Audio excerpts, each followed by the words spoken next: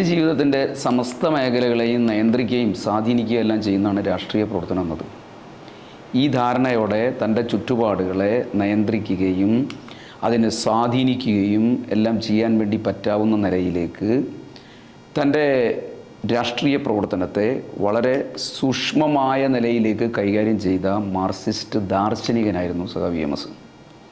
കേരളത്തിൽ communist party കെട്ടിപ്പടുക്കുന്നതിന് ഏറ്റവും പ്രധാനപ്പെട്ട നേതൃത്വമാണ് സഖാവ് EMS നൽകിയത്. കേരളത്തിലെ കമ്മ്യൂണിസ്റ്റ് പാർട്ടിയുടെ നേതാവെന്നുള്ള നിലയിൽ നിന്നും മാറി അഖിലേന്ത്യാ തലത്തിൽ പാർട്ടിയുടെ വളർച്ചയ്ക്ക് ഏറ്റവും വലിയ സംഭാവന നൽകിയതും സഖാവ് EMS തന്നെയാണ്. ലോക കമ്മ്യൂണിസ്റ്റ് പ്രസ്ഥാനത്തിൻ്റെ തന്നെ ശ്രദ്ധേയമായ നേതൃത്വമായും സഖാവ് EMS പിന്നീട് മാറുകയുണ്ടായി. ദേശീയ പ്രസ്ഥാനത്തിൻ്റെ നേതാവായി വളരെ ചെറുപ്പത്തിൽ തന്നെ ഉയർന്ന സഖാവ് EMS 1934-ലും 1938-40 കാലയളവുകളിലെല്ലാം KPCCയുടെ സെക്രട്ടറിയായും പ്രവർത്തിച്ചിരുന്നു. കോൺഗ്രസ് സോഷ്യലിസ്റ്റ് പാർട്ടിയിലൂടെയാണ് സഖാവ് EMS കമ്മ്യൂണിസ്റ്റ് പാർട്ടിയിലേക്ക് എത്തുന്നത്. 1937-ൽ കോഴിക്കോട്ട് വെച്ച് ആദ്യത്തെ കമ്മ്യൂണിസ്റ്റ് ഗ്രൂപ്പ് രൂപീകരിച്ചപ്പോൾ അതിൽ സഖാവ് EMS അംഗമായിരുന്നു. ലാളിത്യത്തിൻ്റെ നിറകൂടമായിരുന്നു സഖാവ് EMS എന്ന് പറയാം. കമ്മ്യൂണിസ്റ്റ് പാർട്ടിയുടെ അഖിലേന്ത്യാ ജനറൽ സെക്രട്ടറിയായി ഉയർന്ന സഖാവ് ഒരു കമ്മ്യൂണിസ്റ്റുകാരൻ്റെ ലാളിത്യത്തോടു കൂടി തന്നെയായിരുന്നു തൻ്റെ ജീവിതത്തിൻ്റെ എല്ലാ കാലവും ജീവിച്ചു തീർത്തത്. ഒരു വിശേഷണത്തിൻ്റെയും ചട്ടക്കൂട്ടിൽ ഒതുക്കി നിർത്താനാവാത്ത ഉജ്ജ്വലമായ വ്യക്തിത്വമായിരുന്നു സഖാവ് EMSൻ്റേത്. അദ്ദേഹം ലോക കമ്മ്യൂണിസ്റ്റ് പ്രസ്ഥാനത്തിൻ്റെ നേതാക്കളിൽ ഒരാളായിരുന്നു. ലോകം കണ്ട മാർക്സിസ്റ്റ് സൈദ്ധാന്തികരിൽ പ്രമുഖരായിരുന്നു. ഇന്ത്യൻ സവിശേഷതകൾക്ക് അനുയോജ്യമായ വിധം ഇവിടെ മാർക്സിസം ലെനിനിസം പ്രയോഗിക്കുന്നതിൽ ഏറ്റവും പ്രധാനപ്പെട്ട പങ്കുവഹിച്ച വിപ്ലവകാരിയും സാമൂഹ്യ പരിഷ്കർത്താവും സ്വാതന്ത്ര്യസമര സേനാനിയും എല്ലാം ആയിരുന്നു. കേരളത്തിലെ സർവതല സ്പർശിയായ മാറ്റങ്ങൾക്ക് ചുക്കാൻ പിടിച്ച അമരക്കാരനായിരുന്നു സഖാവ് EMS. സമസ്ത വൈജ്ഞാനിക ശാഖകളിലും കൈവച്ച കേരളം കണ്ട ഏറ്റവും ഉജ്ജ്വലനായ ബുദ്ധിജീവിയായിരുന്നു EMS. പ്രസംഗങ്ങളിലൂടെയും എഴുത്തുകളിലൂടെയും ജനങ്ങളെ ആകെ ആകർഷിച്ച മാസ്മരിക ശക്തിയുള്ള നേതാവായിരുന്നു സഖാവ് EMS. എന്നാൽ ഞാൻ ഈ പറഞ്ഞ വിശേഷണങ്ങൾക്കെല്ലാം അപ്പുറത്തായിരുന്നു EMS എന്ന് പറയുന്നതാവും EMSനെ സമഗ്രമായ നിലയിൽ വിലയിരുത്തുമ്പോൾ നമുക്ക് പറയാൻ വേണ്ടി പറ്റുക. EMSന് അന്യമായ ഒരു മേഖലയും ഉണ്ടായിരുന്നില്ല. അദ്ദേഹം കേരളത്തിൻ്റെ ആകെ അഭിമാനമായി മാറിയ നേതാവായി മാറിയത് ഈ പറയുന്ന എല്ലാ മേഖലകളിലും അദ്ദേഹം കൈവച്ചു, അദ്ദേഹം ഇടപെട്ടു എന്നുള്ളത് തന്നെയാണ്. 1909 ജൂൺ മാസം 13-ാം തീയതിയാണ് പഴയ വള്ളുവനാട് താലൂക്കിലെ ഏലംകുളം ഗ്രാമത്തിൽ സഖാവ് EMS ജനിക്കുന്നത്. സഖാവിൻ്റെ പിതാവ് പരമേശ്വരൻ നമ്പൂതിരി ഒരു സംസ്കൃത പണ്ഡിതനായിരുന്നു. മാതാവ് വിഷ്ണു ദത്തയായിരുന്നു. അവരുടെ 4ാമത്തെ മകനായിട്ടാണ് സഖാവ് EMS ജനിക്കുന്നത്. അതുകൊണ്ട് തന്നെ ആ ദേശക്കാർക്കാകെ EMS 4ാം പ്രാൻ എന്ന നിലയിലേക്കായിരുന്നു അറിയപ്പെട്ടതും അവർ വിളിച്ചിരുന്നതും. EMS ജനിക്കുന്ന കാലത്ത് ഈ ഏലംകുളം മന വലിയ സമ്പത്തിൻ്റെയും പ്രതാപത്തിൻ്റെയും എല്ലാം ഉച്ചകോടിയിൽ നിൽക്കുന്ന ഒരു കാലമായിരുന്നു. ഏറ്റവും ചുരുങ്ങിയത് 50,000 പറ നെല്ല് ഇല്ലത്തേക്ക് പാട്ടമായി കിട്ടുന്നൊരു കാലമായിരുന്നു അത്. അങ്ങനെ ഒരു സമ്പന്നതയുടെ മടിത്തട്ടിൽ ജനിച്ചു വീണ കുട്ടിയായിരുന്നു കുഞ്ചു എന്ന ഓമന പേരിൽ അറിയപ്പെട്ട സഖാവ് EMS. ആദ്യകാലത്ത് EMSൻ്റെ വിദ്യാഭ്യാസം വീട്ടിൽ വെച്ച് തന്നെയായിരുന്നു നടന്നത്. തൻ്റെ ജീവിതത്തിലെ ഏറ്റവും പ്രധാനപ്പെട്ടൊരു കാലം എന്ന് EMS തനിക്ക് ഒരു വിദ്യാഭ്യാസത്തിൻ്റെ അല്ലെങ്കിൽ ഈ ചെറുപ്പകാലത്ത് ഒരു ഭാഗം നഷ്ടമായി പോയതിനെക്കുറിച്ചും EMS പറയുന്നുണ്ട്. പഠനത്തിൻ്റെ അതിനുവേണ്ടി ചെലവഴിച്ച ചില സമയത്തെക്കുറിച്ചെല്ലാം EMS പിന്നീട് അങ്ങനെ പറയുന്നുണ്ട്. ഞാൻ പറഞ്ഞത് EMSൻ്റെ ആദ്യകാല വിദ്യാഭ്യാസം അദ്ദേഹത്തിൻ്റെ വീട്ടിൽ വെച്ച് തന്നെയായിരുന്നു നടന്നിരുന്നത്. പിന്നീട് നമ്പൂതിരി സമുദായത്തിലെ ചില ഒറ്റപ്പെട്ട വ്യക്തികളൊക്കെ ആധുനിക വിദ്യാഭ്യാസത്തിലേക്ക് ആകർഷിക്കപ്പെടുകയും അവർ കോളേജുകളിലൊക്കെ പഠിക്കാൻ വേണ്ടി പോവുകയും എല്ലാം ചെയ്തൊരു കാലത്ത് EMSനും അത്തരമൊരു ആഗ്രഹം ഉണ്ടായി. പക്ഷേ സ്കൂളിൽ അയച്ച് പഠിപ്പിക്കുക എന്നുള്ളത് അക്കാലത്ത് ഒരു തരംതാണ അല്ലെങ്കിൽ അത്ര ഉയർന്നതല്ലാത്ത ഒരു കാഴ്ചപ്പാടായിട്ടായിരുന്നു നമ്പൂതിരി സമുദായത്തിലെ പലരും കണക്കാക്കിയിരുന്നതുകൊണ്ട് തന്നെ EMSന് ആ കാലത്ത് കുട്ടിക്കാലത്ത് സ്കൂളിൽ പോകാൻ വേണ്ടി കഴിഞ്ഞിരുന്നില്ല. എന്നാൽ നല്ല മിടുകനാണ് കുഞ്ചു എന്നുള്ളത് കൊണ്ട് തന്നെ നല്ല വിദ്യാഭ്യാസം കുട്ടിക്ക് നൽകണമെന്ന് രക്ഷിതാക്കളെല്ലാം തീരുമാനിച്ചു. അതിൻ്റെ ഭാഗമായി സംസ്കൃത കാവ്യങ്ങളും വേദങ്ങളും എല്ലാം പഠിക്കാൻ EMSന് പ്രത്യേകമായ പരിശീലനം നൽകാൻ വേണ്ടി നിശ്ചയിച്ചു. വീട്ടിൽ നിന്ന് തന്നെ ഇതിനുള്ള സംവിധാനങ്ങളെല്ലാം ഒരുക്കി. അതോടൊപ്പം തന്നെ ഇംഗ്ലീഷ് പഠിക്കാനുള്ള സംവിധാനം ഇതിൻ്റെ കൂടെ തന്നെ ഒരുക്കി. അങ്ങനെ ഒരു 10 വയസ്സെല്ലാം ആകുമ്പോഴത്തേക്കും മലയാളവും ഇംഗ്ലീഷും ഹിന്ദിയും സംസ്കൃതവും എല്ലാം വായിക്കാൻ പറ്റാവുന്ന നിലയിലേക്ക് സഖാവ് EMS ഇതെല്ലാം പഠിച്ചെടുത്തു. നമ്പൂതിരി സമുദായത്തിൽ അക്കാലത്ത് നിലനിന്നിരുന്ന പല അന്ധവിശ്വാസങ്ങൾക്കും അനാചാരങ്ങൾക്കും ഒക്കെ എതിരായിട്ടുള്ള ഒരു വികാരം ഈ പഠനത്തിൻ്റെ കാലത്ത് തന്നെ വളരെ ചെറുപ്പത്തിൽ തന്നെ EMSൽ വളർന്നു വന്നിരുന്നു എന്നുള്ളത് ചരിത്രം രേഖപ്പെടുത്തുന്ന ഒരു കാര്യമാണ്. അതുകൊണ്ട് തന്നെ ഈ ഒരു വികാരത്തിൻ്റെ ഭാഗമായി അദ്ദേഹം അക്കാലത്തെ യോഗക്ഷേമ സഭയുമായി ബന്ധപ്പെടുകയും അതിൻ്റെ മീറ്റിങ്ങുകളിലെല്ലാം പങ്കെടുക്കുകയും അവിടെയെല്ലാം പോയി നോക്കുകയും ഒക്കെ ചെയ്യുന്ന ഒരു നിലയുണ്ടായിരുന്നു. അങ്ങനെയുള്ള ആ ഒരു ബന്ധം ഘട്ടം ഘട്ടമായി വളർന്നു വന്നു. 1923 എല്ലാം ആകുമ്പോഴത്തേക്കും EMSൻ്റെ 14ാമത്തെ വയസ്സിൽ അദ്ദേഹം യോഗക്ഷേമ സഭയുടെ വള്ളുവനാട് ഉപസഭാ സമിതിയുടെ സെക്രട്ടറിയായി തിരഞ്ഞെടുക്കപ്പെട്ടു.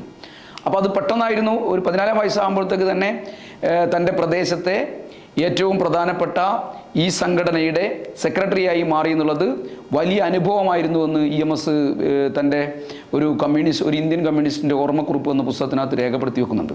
കുടുംബം, വിവാഹം, സ്വത്ത് ഇവയൊക്കെ സംബന്ധിച്ചുള്ള പരിഷ്കാരങ്ങളെ സംബന്ധിച്ചുള്ള ധാരാളം ചർച്ചകൾ അക്കാലത്ത് നടന്നിരുന്നു. കൗമാരപ്രായക്കാരൻ എന്നുള്ള നിലയിൽ എന്നെ അത് വലിയ നിലയിലേക്ക് ആകർഷിച്ചു എന്ന് EMS രേഖപ്പെടുത്തുന്നുണ്ട്. 14ാമത്തെ വയസ്സിൽ തന്നെ ഞങ്ങളുടെ പ്രദേശത്തെ യോഗക്ഷേമ സഭയുടെ സെക്രട്ടറിയായി തീർന്നു എന്നുള്ളത് സാമൂഹ്യ പ്രവർത്തനത്തിലെ എൻ്റെ ഒരു വലിയ പരിശീലനമായിരുന്നു, ആദ്യത്തെ ഒരു അനുഭവമായിരുന്നു എന്നുകൂടി EMS രേഖപ്പെടുത്തുന്നുണ്ട്. ഈ ഒരു കാലഘട്ടത്തിന് മുമ്പേ തന്നെ EMS ഇംഗ്ലീഷും മലയാളവും സംസ്കൃതമൊക്കെ വായിക്കാൻ പഠിച്ചിരുന്നെങ്കിലും എഴുതാൻ പഠിച്ചിരുന്നില്ല. പക്ഷേ യോഗക്ഷേമ സഭയുടെ ഒരു ഉപസഭ സെക്രട്ടറി ആയതോടുകൂടി അതിൻ്റെ നോട്ടീസുകൾ എഴുതുക, മിനിറ്റ്സുകൾ രേഖപ്പെടുത്തുക തുടങ്ങിയ ജോലികളെല്ലാം EMSന് ചെയ്യേണ്ടി വന്നു. അതിൻ്റെ ഭാഗമായിട്ടാണ് താൻ ആദ്യമായി കടലാസും പേനയും എല്ലാം മഷിയും എല്ലാം എടുത്തതെന്ന് EMS എഴുതുന്നുണ്ട്. സഭാ പ്രവർത്തനങ്ങൾക്ക് വേണ്ടി ഈ കാര്യങ്ങളെല്ലാം എഴുത്തലും മിനിറ്റ്സ് എഴുതലും മറ്റു കാര്യങ്ങൾക്കൊക്കെ ചെയ്യേണ്ടി വന്നപ്പം എഴുത്ത് ഒരു പ്രധാനപ്പെട്ട കാര്യമായി. അതെനിക്ക് എൻ്റെ എല്ലാ പ്രവർത്തനങ്ങൾക്കും അത്യന്തം പ്രയോജനകരമായി മാറി ഭാവിയിലെന്നും EMS പറയുന്നുണ്ട്. സഭയുടെ ഈ സമ്മേളനങ്ങളിലെല്ലാം നടക്കുന്ന ചൂട് പിടിച്ച ചർച്ചകളും വാദപ്രതിവാദങ്ങളെല്ലാം വളരെ കൃത്യമായി സഖാവ് EMS ശ്രദ്ധിച്ചിരുന്നു. ഒരു ഭാവി രാഷ്ട്രീയ പ്രവർത്തകൻ എന്ന നിലക്കുള്ള തൻ്റെ കഴിവുകളെല്ലാം രൂപപ്പെട്ടത്, വളർന്നത് ഈ സാഗൂതം, ഈ ചർച്ചകളെല്ലാം ശ്രദ്ധിച്ചതിൻ്റെ ഭാഗമായിട്ടാണെന്നും EMS പറയുന്നുണ്ട്. ഈ ഒരു സഭയുടെ പ്രവർത്തനം, പൊതു ഇടപെടൽ, ഇതിൻ്റെ എല്ലാം ഭാഗമായി EMSൻ്റെ ഒരു മനസ്സിൽ ഉയർന്നു വന്നൊരു കാര്യമായിരുന്നു പൊതു സ്കൂളിൽ പോയി പഠിക്കണം. എന്ത് സംഭവം ഉണ്ടായാലും പൊതു സ്കൂളിൽ പോയി പഠിക്കണമെന്നുള്ളൊരു ആഗ്രഹം സഖാവ് EMSൻ്റെ മനസ്സിൽ മുളപൊട്ടി. അത് വീട്ടുകാരുമായി പങ്കുവച്ചു. അവസാനം 1925 ഇന്നത്തെ അങ്ങാടിപ്പുറം ബോർഡ് ഹൈസ്കൂൾ, അന്ന് അത് പെരിന്തൽമണ്ണ ഗവൺമെൻറ് ഹൈസ്കൂളായിരുന്നു, തൻ്റെ ജ്യേഷ്ഠനോടൊപ്പം വിദ്യാർത്ഥിയായി സ്കൂളിൽ 3ാം ഫോറത്തിൽ EMS ചേരുകയാണ്. അതായത് 16ാമത്തെ വയസ്സിലാണ് EMS തൻ്റെ ഔപചാരികമായ വിദ്യാഭ്യാസം തുടങ്ങിയത് എന്നർത്ഥം. അതിനു മുമ്പ് നടന്ന അനൗപചാരികമായ വിദ്യാഭ്യാസം മൂലം അദ്ദേഹത്തിൻ്റെ ഒരു ദൈക്ഷണിക നിലവാരം വലിയ നിലയിലേക്ക് ഉയർന്നിരുന്നു. ഔപചാരികമായ വിദ്യാഭ്യാസം കൊണ്ട് എന്ത് നേട്ടമാണ് തനിക്ക് ഉണ്ടായത് എന്നുള്ളതിനെക്കുറിച്ച് EMS പറയുന്നത് ഇങ്ങനെയാണ്: എല്ലാ അർത്ഥത്തിലും ഒരു പുതിയ അന്തരീക്ഷമായിരുന്നു സ്കൂളിൽ ഉണ്ടായിരുന്നത്. ജീവിതത്തിൽ ആദ്യമായി ഉന്നത കുലജാതരുടെയും ഭൂപ്രഭുക്കളുടെയും ഒക്കെ ആയിട്ടുള്ള സുഹൃത്തുക്കളുടെ ഇടയിൽ നിന്നെല്ലാം വിട്ടുമാറി കീഴ്ജാതിക്കാരെന്ന് വിളിക്കപ്പെട്ട ഇതര സമുദായങ്ങളുമായി ഇടപഴകാൻ എനിക്ക് സാഹചര്യം ലഭിച്ചു. അത്തരമൊരു ഇടപഴകൽ നിർബന്ധിതമായി സ്കൂളിൻ്റെ ഭാഗമായിട്ട്. സഹപാഠികളുമായിട്ട് നല്ല ബന്ധം ഞങ്ങൾക്കുണ്ടായിരുന്നു. ഹൃദയംഗമമായ ഒരു സൗഹൃദം ഉണ്ടായിരുന്നു. തങ്ങളെ തമ്മിൽ വേർതിരിച്ചിരുന്ന, പുറത്ത് സമൂഹത്തിൽ വേർതിരിച്ചിരുന്ന എല്ലാ മതിലുകളും ഈ ബന്ധത്തിലൂടെ തകർക്കുന്നതായി എനിക്ക് അനുഭവപ്പെട്ടു എന്ന് EMS രേഖപ്പെടുത്തുന്നുണ്ട്. പഠിത്തത്തിലുള്ള ഒരു ഏറ്റവും നല്ല വിദ്യാർത്ഥി, ബുദ്ധിമാനായ വിദ്യാർത്ഥി എന്നുള്ള നിലയിൽ നന്നായി പഠിക്കുന്ന ഒരു വിദ്യാർത്ഥിയോട് മറ്റു വിദ്യാർത്ഥികൾ എടുക്കുന്ന അനുഭാവപൂർണമായ സമീപനവും ഈ ബന്ധം ശക്തിപ്പെടുത്തുന്നതിൽ ഒരു പ്രധാനപ്പെട്ട പങ്കായിരുന്നു വഹിച്ചിരുന്നത്. പെരിന്തൽമണ്ണ ഡിസ്ട്രിക്ട് ബോർഡ് സ്കൂളിലെ ആദ്യത്തെ 3 വർഷക്കാലമാണ് EMS അവിടെ പഠനം നടത്തിയത്. ആ കാലഘട്ടത്തിൽ ഈ പറഞ്ഞതുപോലെ ജാതി മതാദി അതിർവരമ്പുകൾക്കെല്ലാം അതീതമായ സഹകരണാടിസ്ഥാനത്തിലുള്ള സാമൂഹ്യ പരിവർത്തനത്തിൻ്റെ ബാലപാഠങ്ങളെല്ലാം ഇവിടെ നിന്ന് തന്നെ ഞാൻ പഠിച്ചു എന്ന് EMS ഒരു ഇന്ത്യൻ കമ്മ്യൂണിസ്റ്റിൻ്റെ ഓർമ്മക്കുറിപ്പുകൾ എന്ന പുസ്തകത്തിൽ സൂചിപ്പിക്കുന്നുണ്ട്. അനൗപചാരിക വിദ്യാഭ്യാസം ഇങ്ങനെ നടത്തിക്കൊണ്ടിരിക്കെ തന്നെ വായനയിൽ EMS വലിയ നിലയിലേക്കുള്ള താല്പര്യം അക്കാലത്ത് തന്നെ കാണിച്ചു. കിട്ടുന്നതെന്തും വായിക്കുക എന്നുള്ളത് EMSൻ്റെ ശീലമായിരുന്നു. ആ ഒരു സ്കൂളിനോട് ചേർന്ന് തന്നെ, അദ്ദേഹം പഠിക്കുന്ന സ്കൂളിനോട് ചേർന്ന് തന്നെ ഒരു വായനശാല ഉണ്ടായിരുന്നു. ആ വായനശാലയിലുള്ള അദ്ദേഹത്തിൻ്റെ ഇടപെടലുകൾ ഈ വായനയുടെ ചക്രവാളം വലിയ നിലയിലേക്ക് വികസിപ്പിച്ചു എന്ന് അദ്ദേഹം രേഖപ്പെടുത്തുന്നത്. സ്കൂളിനകത്ത് തന്നെ ഒരു ലൈബ്രറി ഉണ്ടായിരുന്നു. ആ ലൈബ്രറിയിൽ കിട്ടിയിരുന്ന പുസ്തകങ്ങളെല്ലാം താൻ ആർത്തിയോടുകൂടി വായിച്ചിരുന്നു. എം നാരായണ മേനോൻ എന്ന് പറയുന്ന അധ്യാപകൻ എനിക്ക് പുസ്തകങ്ങൾ തിരഞ്ഞെടുക്കാനും വായിക്കാനും എല്ലാം ഉള്ള വലിയ സഹായങ്ങൾ നൽകിയെന്ന് അദ്ദേഹം രേഖപ്പെടുത്തുന്നുണ്ട്. കുഞ്ചു എന്ന കുട്ടിയിൽ വലിയ സ്വാധീനം ചെലുത്തിയ അധ്യാപകനായിരുന്നു നാരായണ മേനോൻ എന്ന് പിന്നീട് മറ്റു പലരും അനുസ്മരിക്കുന്നുണ്ട്. ഒരു ഘട്ടത്തിൽ ഒരു ദിവസം സ്കൂളിലെ ലൈബ്രറിയിൽ നിന്ന് താൻ എടുത്തൊരു പുസ്തകവുമായി പുറത്തേക്ക് വരുമ്പം EMS തൻ്റെ ഈ നാരായണ മേനോൻ മാഷുടെ മുന്നിലെത്തുകയാണ്. നാരായണ മേനോൻ മാഷ് EMSൻ്റെ കയ്യിലുള്ള പുസ്തകം എടുത്ത് നോക്കി. അദ്ദേഹം പേജുകളെല്ലാം മറിച്ചു നോക്കി. ആ പുസ്തകത്തിൻ്റെ പേര് ഇങ്ങനെയായിരുന്നു, ഇന്ത്യയിലെ ചില മഹാന്മാർ എന്നായിരുന്നു. ആ പുസ്തകം തിരിച്ചു കൊടുക്കുമ്പോൾ മാഷ് EMSോട് പറഞ്ഞു, ഇതിലെ മഹാന്മാരെ പോലെ നീയും ഒരു വലിയ മഹാനായി തീരണം. അതൊരു വലിയ അനുഗ്രഹമായിരുന്നു EMSനെ സംബന്ധിച്ച് ആ ചെറുപ്പകാലത്ത് തൻ്റെ ഏറ്റവും പ്രിയപ്പെട്ട അധ്യാപകനിൽ നിന്ന് കിട്ടിയത്. ഇതോടൊപ്പം തന്നെ ഈ വീട്ടിൻ്റെ തൊട്ടടുത്ത്, ഈ സ്കൂളിൻ്റെ തൊട്ടടുത്ത് ഞാൻ നേരത്തെ സൂചിപ്പിച്ച വായനശാലയിലെ EMSൻ്റെ വായന മറ്റൊരു തലത്തിലേക്ക് ഉയർന്നു. ഹിന്ദു ദിനപത്രം അവിടെ കൃത്യമായിട്ട് എല്ലാ ദിവസവും വരുമായിരുന്നു. ഹിന്ദു ദിനപത്രം വായിക്കൽ അവിടെ നിന്നാണ് EMS ഒരു പതിവാക്കി മാറ്റിയത്. അതുകൊണ്ട് തന്നെ ലോകത്തിൻ്റെ വിവിധ ഭാഗങ്ങളിലുള്ള കാര്യങ്ങൾ ഉൾപ്പെടെ കൃത്യമായി മനസ്സിലാക്കുന്നതിന് ഹിന്ദു പത്രം വായന അദ്ദേഹത്തിന് വലിയ സഹായകരമായി എന്ന് അദ്ദേഹം രേഖപ്പെടുത്തുന്നുണ്ട്. ഈ സ്കൂളിലെ 3rd ഫോറത്തിൽ നിന്ന് വിജയിച്ചപ്പം പിന്നെ അടുത്ത പഠനം എങ്ങനെയാവണം എന്നുള്ളൊരു പ്രശ്നം കുടുംബത്തിലും വന്നു, EMSൻ്റെ ജീവിതത്തിലും വന്നു. അതൊരു പ്രധാനപ്പെട്ട കാര്യമായി അദ്ദേഹം രേഖപ്പെടുത്തുന്നുണ്ട്. കാരണം പിന്നീട് എന്തെങ്കിലും ഒരു വിഷയം ഐച്ഛിക വിഷയമായി എടുത്തിട്ട് വേണം പഠിക്കാൻ. ഒന്നുകിൽ ചരിത്രം എടുക്കണം, അല്ലെങ്കിൽ ശാസ്ത്ര വിഷയങ്ങൾ എടുക്കണം.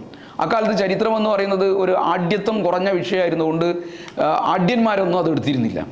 അപ്പോൾ പ്രതിഭാശാലികളായ വിദ്യാർത്ഥികളെല്ലാം അക്കാലത്ത് തിരഞ്ഞെടുത്തത് ഗണിതശാസ്ത്രമായിരുന്നു. അതുകൊണ്ട് തന്നെ ഗണിതശാസ്ത്രം എടുത്ത് പഠിക്കാനായിരുന്നു EMSൻ്റെ രക്ഷിതാക്കളും അതേപോലെ തന്നെ അധ്യാപകരും എല്ലാം വലിയ നിലയിലേക്ക് പ്രോത്സാഹിപ്പിച്ചുകൊണ്ടിരുന്നത്. പക്ഷേ EMS തിരഞ്ഞെടുത്തത് ചരിത്രമായിരുന്നു. ഭാവിയിൽ ഒരു രാഷ്ട്രീയ പ്രവർത്തകനാവണമെന്ന ചിന്ത അതിനു മുമ്പേ തന്നെ EMSൽ ഉണ്ടായിരുന്നത് കൊണ്ട് തന്നെയായിരിക്കണം ചരിത്ര പഠനം അദ്ദേഹം തിരഞ്ഞെടുത്തത്. തീർച്ചയായും അത്തരമൊരു വളർച്ചയിൽ ചരിത്ര പഠനം തന്നെ സഹായിക്കുമെന്ന് EMS വളരെ ആത്മാർത്ഥമായി വിശ്വസിച്ചു, നല്ല ആത്മവിശ്വാസത്തോടുകൂടി വിശ്വസിച്ചു. അതുകൊണ്ട് തന്നെ അദ്ദേഹം ചരിത്രം ഐച്ഛിക വിഷയമായി എടുത്ത് തൻ്റെ പഠനം തുടരുകയായിരുന്നു. അതോടൊപ്പം തന്നെ പുറമെയുള്ള പരന്ന വായന അദ്ദേഹം തുറന്നു തന്നെ കൊണ്ടുപോയി. ആ വായന അദ്ദേഹത്തെ ഒരു എഴുത്തുകാരനാക്കി മാറ്റി. ആദ്യമായി അദ്ദേഹം ഒരു ചെറുകഥയായിരുന്നു എഴുതിയത്. അക്കാലത്ത് കണ്ണൂരിൽ നിന്ന് പുറത്തിറക്കിയ ഒരു പ്രസിദ്ധീകരണത്തിലായിരുന്നു അദ്ദേഹം ആദ്യത്തെ, സ്വാഭിമാനി എന്ന് പറയുന്ന പ്രസിദ്ധീകരണത്തിലായിരുന്നു ആദ്യത്തെ ഈ കഥ പ്രസിദ്ധീകരിച്ചിരുന്നത്. അതിനുശേഷം പിന്നീട് ഉണ്ണി നമ്പൂതിരി മാസികയിൽ EMS ലേഖനം എഴുതാൻ വേണ്ടി തുടങ്ങുകയാണ്. ഈ വായനയുടെ ഒരു പ്രത്യേക ഘട്ടത്തിൽ എഴുത്തുകാരനായി EMS മാറുന്നു. ആദ്യം കഥ എഴുതുന്നു, പിന്നീട് ലേഖനങ്ങൾ എഴുതുന്നതിലേക്ക്, ലേഖനം എഴുതുന്നതിലും പ്രസിദ്ധീകരിക്കുന്നതിലും ഏറ്റവും പ്രധാനപ്പെട്ട പങ്കുവച്ച ഉണ്ണി നമ്പൂതിരി മാസികയായിരുന്നു. ഫ്രഞ്ച് വിപ്ലവവും നമ്പൂതിരി സമുദായവും എന്നായിരുന്നു ആദ്യം അദ്ദേഹം എഴുതിയ ലേഖനത്തിൻ്റെ തലക്കെട്ട്. 4ാം ഫോറത്തിലെ പാഠപുസ്തകത്തിലുണ്ടായിരുന്ന ഫ്രഞ്ച് വിപ്ലവത്തെക്കുറിച്ചുള്ള പാഠങ്ങളായിരുന്നു അദ്ദേഹത്തിന് പ്രചോദനമായത്. സ്കൂൾ വിദ്യാഭ്യാസത്തിൻ്റെ ഒരു അന്ത്യവർഷമാകുമ്പോഴത്തേക്കും അദ്ദേഹം പാലക്കാട് വിക്ടോറിയ ഹൈസ്കൂളിലെ അദ്ദേഹത്തിൻ്റെ പഠനത്തിൻ്റെ ഒരു അന്ത്യഘട്ടമാകുമ്പോഴത്തേക്കും എല്ലാം വളരെ സജീവമായ ഒരു സാമൂഹ്യ പ്രവർത്തകനായി ഈ പറയുന്ന എല്ലാ മേഖലയിലും ഇടപെടുന്ന നിലയിലേക്ക് EMS മാറുകയുണ്ടായി. അവിടുത്തെ ഈ കോളേജ്, കോളേജ് ഒക്കെ ആയിട്ട് ബന്ധപ്പെട്ടുകൊണ്ടുള്ള അദ്ദേഹത്തിൻ്റെ തുടർ പഠനത്തിൻ്റെ കാലത്ത് അദ്ദേഹത്തിനുണ്ടായിട്ടുള്ള ഏറ്റവും പ്രധാനപ്പെട്ട നേട്ടം, അനുഭവം എന്നെല്ലാം പറയുന്നത്, അദ്ദേഹം തന്നെ പറയുന്നത്, ധാരാളം ആളുകളുമായി എനിക്ക് ബന്ധം സ്ഥാപിക്കാൻ വേണ്ടി കഴിഞ്ഞു. അവിടെ ഒരു ലോഡ്ജിലായിരുന്നു താമസം. അദ്ദേഹത്തിൻ്റെ ഉയർന്ന ക്ലാസ്സുകളിൽ പഠിക്കുന്ന ആളുകളെല്ലാം ലോഡ്ജിൽ താമസക്കാരായിരുന്നു. അവരെല്ലാം ഗൗരവമായ നിലയിലേക്ക് തന്നെ രാഷ്ട്രീയ കാര്യങ്ങൾ ചർച്ച ചെയ്തവരായിരുന്നു. അതിനെക്കുറിച്ചെല്ലാം നല്ല അനുഭവമുള്ളവരായിരുന്നു.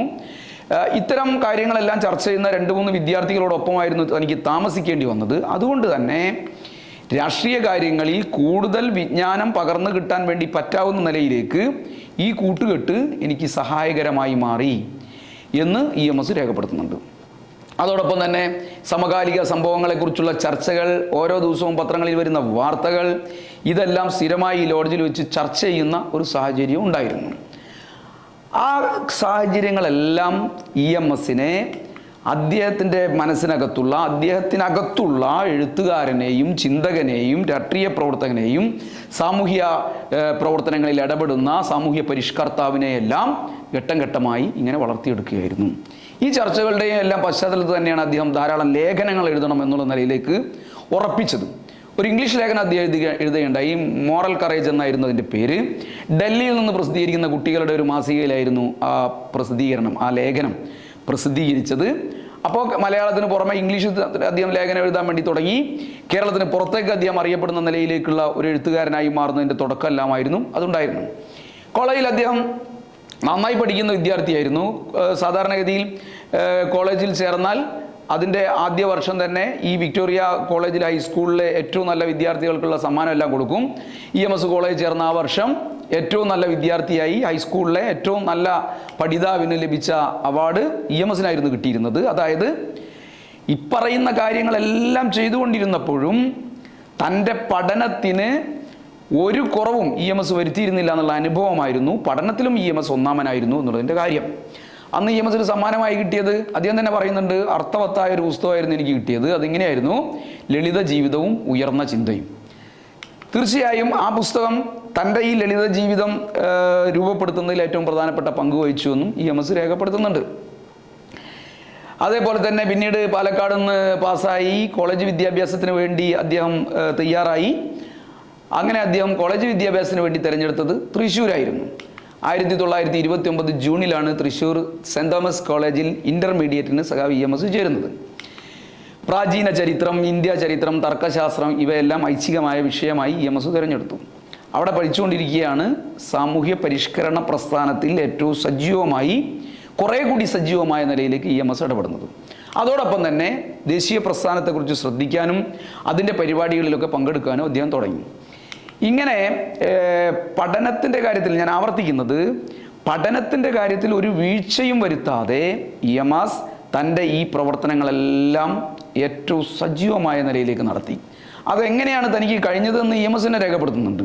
2.5 കൊല്ലക്കാലത്തെ സെൻറ് തോമസ് കോളേജിൽ പഠിച്ച ആ കാലഘട്ടത്തിൽ കോളേജിലെ ഒരു വിദ്യാർത്ഥി എന്ന നിലയിൽ അവിടെ നടക്കുന്ന പഠിപ്പിന് താൻ ഒരു കോട്ടവും വരുത്തിയിരുന്നില്ല.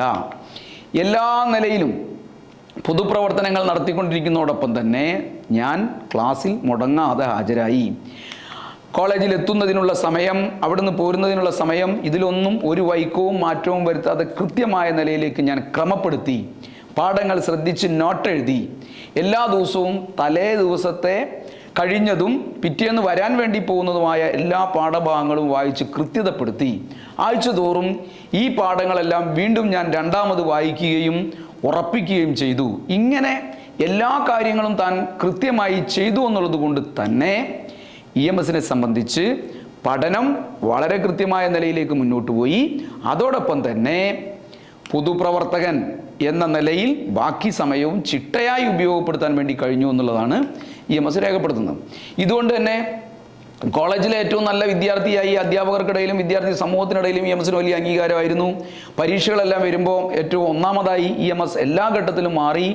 അങ്ങനെയെല്ലാമുള്ള നിലയിലേക്ക് പഠനത്തെയും പൊതുപ്രവർത്തനത്തെയും വളരെ കൃത്യമായി ക്രമപ്പെടുത്തി എന്നുള്ളത് EMS എന്ന് പറയുന്ന ഒരു മഹാന്റെ രൂപീകരണത്തിലെ ഏറ്റവും പ്രധാനപ്പെട്ട കാര്യമായിരുന്നു.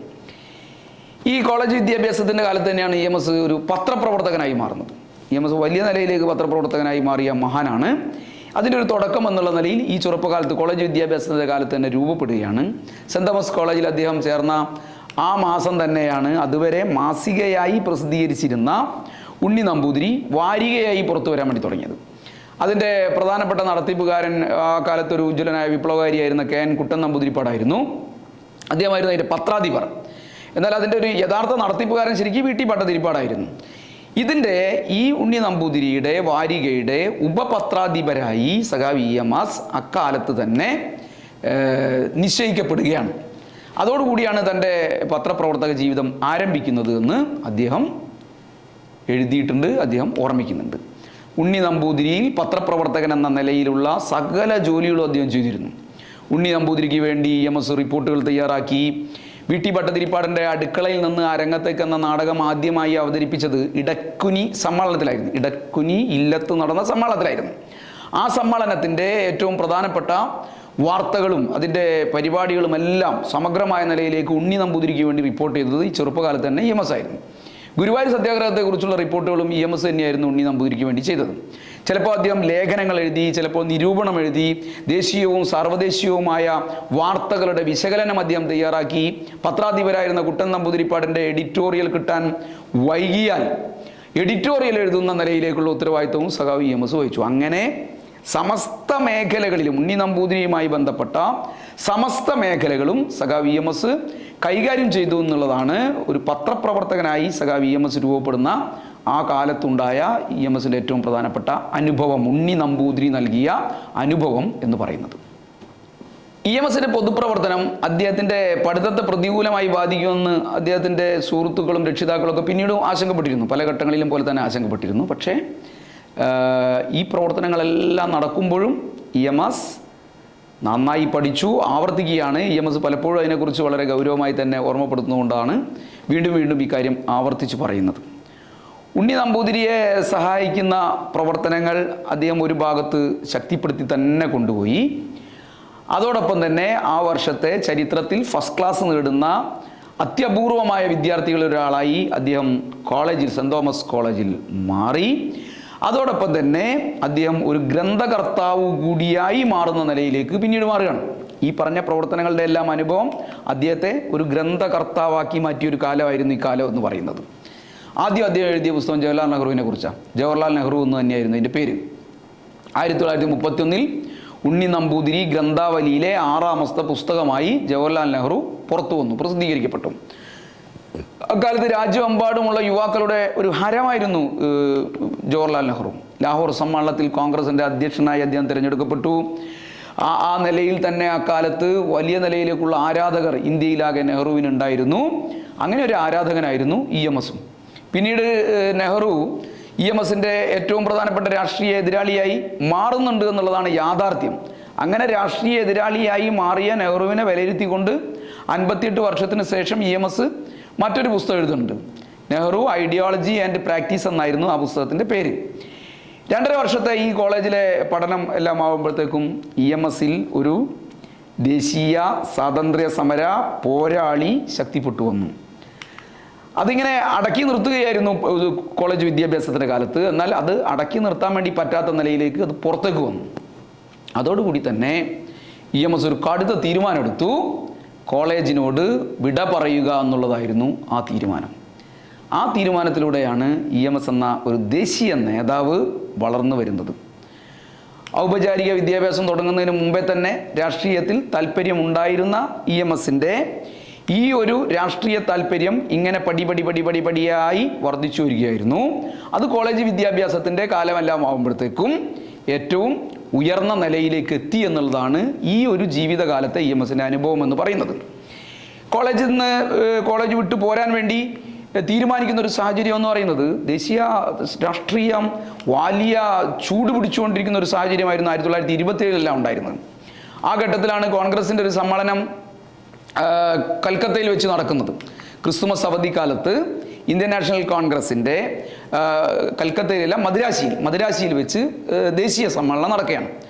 ആ സമ്മേളനം കാണുക എന്ന ലക്ഷ്യത്തോടു കൂടി പിന്നെ സഖാവ് EMS മദിരാശിയിലേക്ക് പോവുകയാണ് കോളേജിൽ നിന്ന്. അവിടെ വെച്ചാണ് KPCCയുടെ നേതാവ് മാധവൻ നായരെ പരിചയപ്പെടുന്നത്. അദ്ദേഹം വഴി ഈ പറയുന്ന AICCയുടെ സമ്മേളനത്തിൽ സഖാവ് EMS പ്രതിനിധിയായി. ആ സമ്മേളനത്തിൽ പ്രതിനിധി എന്നുള്ള നിലയിൽ തന്നെ ഉടനീളം സഖാവ് EMS പങ്കെടുക്കുകയുണ്ടായി. പൂർണ്ണ സ്വാതന്ത്ര്യമാണോ ഡൊമിനിയൻ പദവിയാണോ ഇന്ത്യക്ക് വേണ്ടത് എന്നതിനെക്കുറിച്ചുള്ള ചൂട് പിടിച്ച ചർച്ചകളായിരുന്നു ആ സമ്മേളനത്തിനകത്ത് അക്കാലത്ത് നടന്നിരുന്നത്.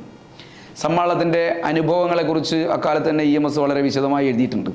ജീവിതത്തിൽ ആദ്യമായി ഞാൻ കോൺഗ്രസിൻ്റെ സമ്മേളന നഗരിയിലൂടെ നടന്നു. വിവിധ ഉൽപ്പന്നങ്ങൾ വിൽക്കുന്ന കടകൾ, വൈവിധ്യമാർന്ന വേഷക്കാർ, അതിലേറെ വിചിത്രമായ ഭാഷകൾ, ഇന്ത്യൻ ജനതയുടെ ഒരു പരിച്ഛേദം തന്നെയായിരുന്നു സമ്മേളനത്തിലുടനീളം ഞാൻ കണ്ടത്. ആ സമ്മേളനത്തിൻ്റെ ഒരു ശ്രോതാവായി മുഴുവൻ സമയവും എനിക്ക് പങ്കെടുക്കാൻ വേണ്ടി കഴിഞ്ഞു. മുഖ്യപ്രഭാഷണം ഉൾപ്പെടെയുള്ള കാര്യങ്ങളൊന്നും എനിക്ക് പൂർണ്ണമായും മനസ്സിലാക്കാൻ വേണ്ടി കഴിഞ്ഞിരുന്നില്ല. എന്നാൽ മുഖ്യപ്രഭാഷണവും അതിനനുകൂലവും പ്രതികൂലവുമായി നടന്ന പ്രസംഗങ്ങളെല്ലാം ഞാൻ എൻ്റെ കഴിവിൻ്റെ പരിമിതി അനുസരിച്ചെല്ലാം മനസ്സിലാക്കി. കാരണം ഇംഗ്ലീഷ് ഭാഷാ പരിജ്ഞാനം എനിക്ക് അക്കാലത്ത് വളരെ കുറവായിരുന്നു. ഈ വാദങ്ങളെല്ലാം ഒരു രാഷ്ട്രീയ പ്രാധാന്യമുള്ളതാണെന്ന് എൻ്റെ ഒരു ബോധനിലവാരം വെച്ച് ഞാൻ ഈ കാര്യങ്ങളെക്കുറിച്ച് മനസ്സിലാക്കി എന്ന് EMS പറയുന്നു. രാഷ്ട്രീയത്തെ നിരീക്ഷിച്ച ഒരു രാഷ്ട്രീയ ബോധ്യത്തിൻ്റെ അടിസ്ഥാനത്തിൽ ഇക്കാര്യങ്ങളിലെ ഗൗരവം എനിക്ക് മനസ്സിലാക്കാൻ വേണ്ടി കഴിഞ്ഞു, അല്ലെങ്കിൽ ആ ചർച്ചകളുടെ ഒരു പൊതുധാര എനിക്ക് ഉൾക്കൊള്ളാൻ വേണ്ടി കഴിഞ്ഞിരുന്നുവെന്ന് EMS രേഖപ്പെടുത്തുന്നുണ്ട്. അതോടൊപ്പം തന്നെ പത്രവായനയിലൂടെ മാത്രം പരിചിതരായിരുന്ന ധാരാളം നേതാക്കന്മാരെ എനിക്ക് നേരിട്ട് കാണാൻ വേണ്ടി കഴിഞ്ഞു, അവരുമായി സംസാരിക്കാൻ വേണ്ടി കഴിഞ്ഞു. ഇതൊക്കെ പ്രധാനപ്പെട്ട അനുഭവമായിരുന്നു. ഈ അനുഭവങ്ങളുടെ എല്ലാം പശ്ചാത്തലത്തിൽ ആ സമ്മേളനം കഴിഞ്ഞ് തിരിച്ചെത്തുന്ന EMS എന്ന് പറയുന്നത് ഒരു പൂർണ്ണ സ്വാതന്ത്ര്യവാദിയായിട്ടാണ് മദ്രാസിൽ നിന്ന് തിരിച്ചെത്തുന്നത്. ഈ ഒരു പൂർണ്ണ സ്വാതന്ത്ര്യം എന്നുള്ള ബോധ്യമാണ് EMSനെ പിന്നീട് EMSന്റെ രാഷ്ട്രീയ പ്രവർത്തനത്തെ ശരിയായ നിലയിലേക്ക് നയിച്ചിരുന്ന ബോധ്യം എന്ന് പറയുന്നത്. 1928 ജവഹർലാൽ നെഹ്റുവിൻ്റെ അധ്യക്ഷതയിൽ പയ്യന്നൂരിൽ ഒരു രാഷ്ട്രീയ സമ്മേളനം നടക്കുകയുണ്ടായി. ആ രാഷ്ട്രീയ സമ്മേളനം വളരെ പ്രധാനപ്പെട്ട ഒരു സമ്മേളനമായിരുന്നു. ആ സമ്മേളനത്തിലും സഖാവ് EMS പങ്കെടുക്കുകയുണ്ടായി. ആ സമ്മേളനത്തിലെ EMSന്റെ സാന്നിധ്യം ഇപ്പറഞ്ഞ തൻ്റെ ബോധ്യത്തെ കുറെ കൂടി ശക്തിപ്പെടുത്തുന്നതിന് സഹായകരമായി എന്ന് അദ്ദേഹം രേഖപ്പെടുത്തുന്നുണ്ട്.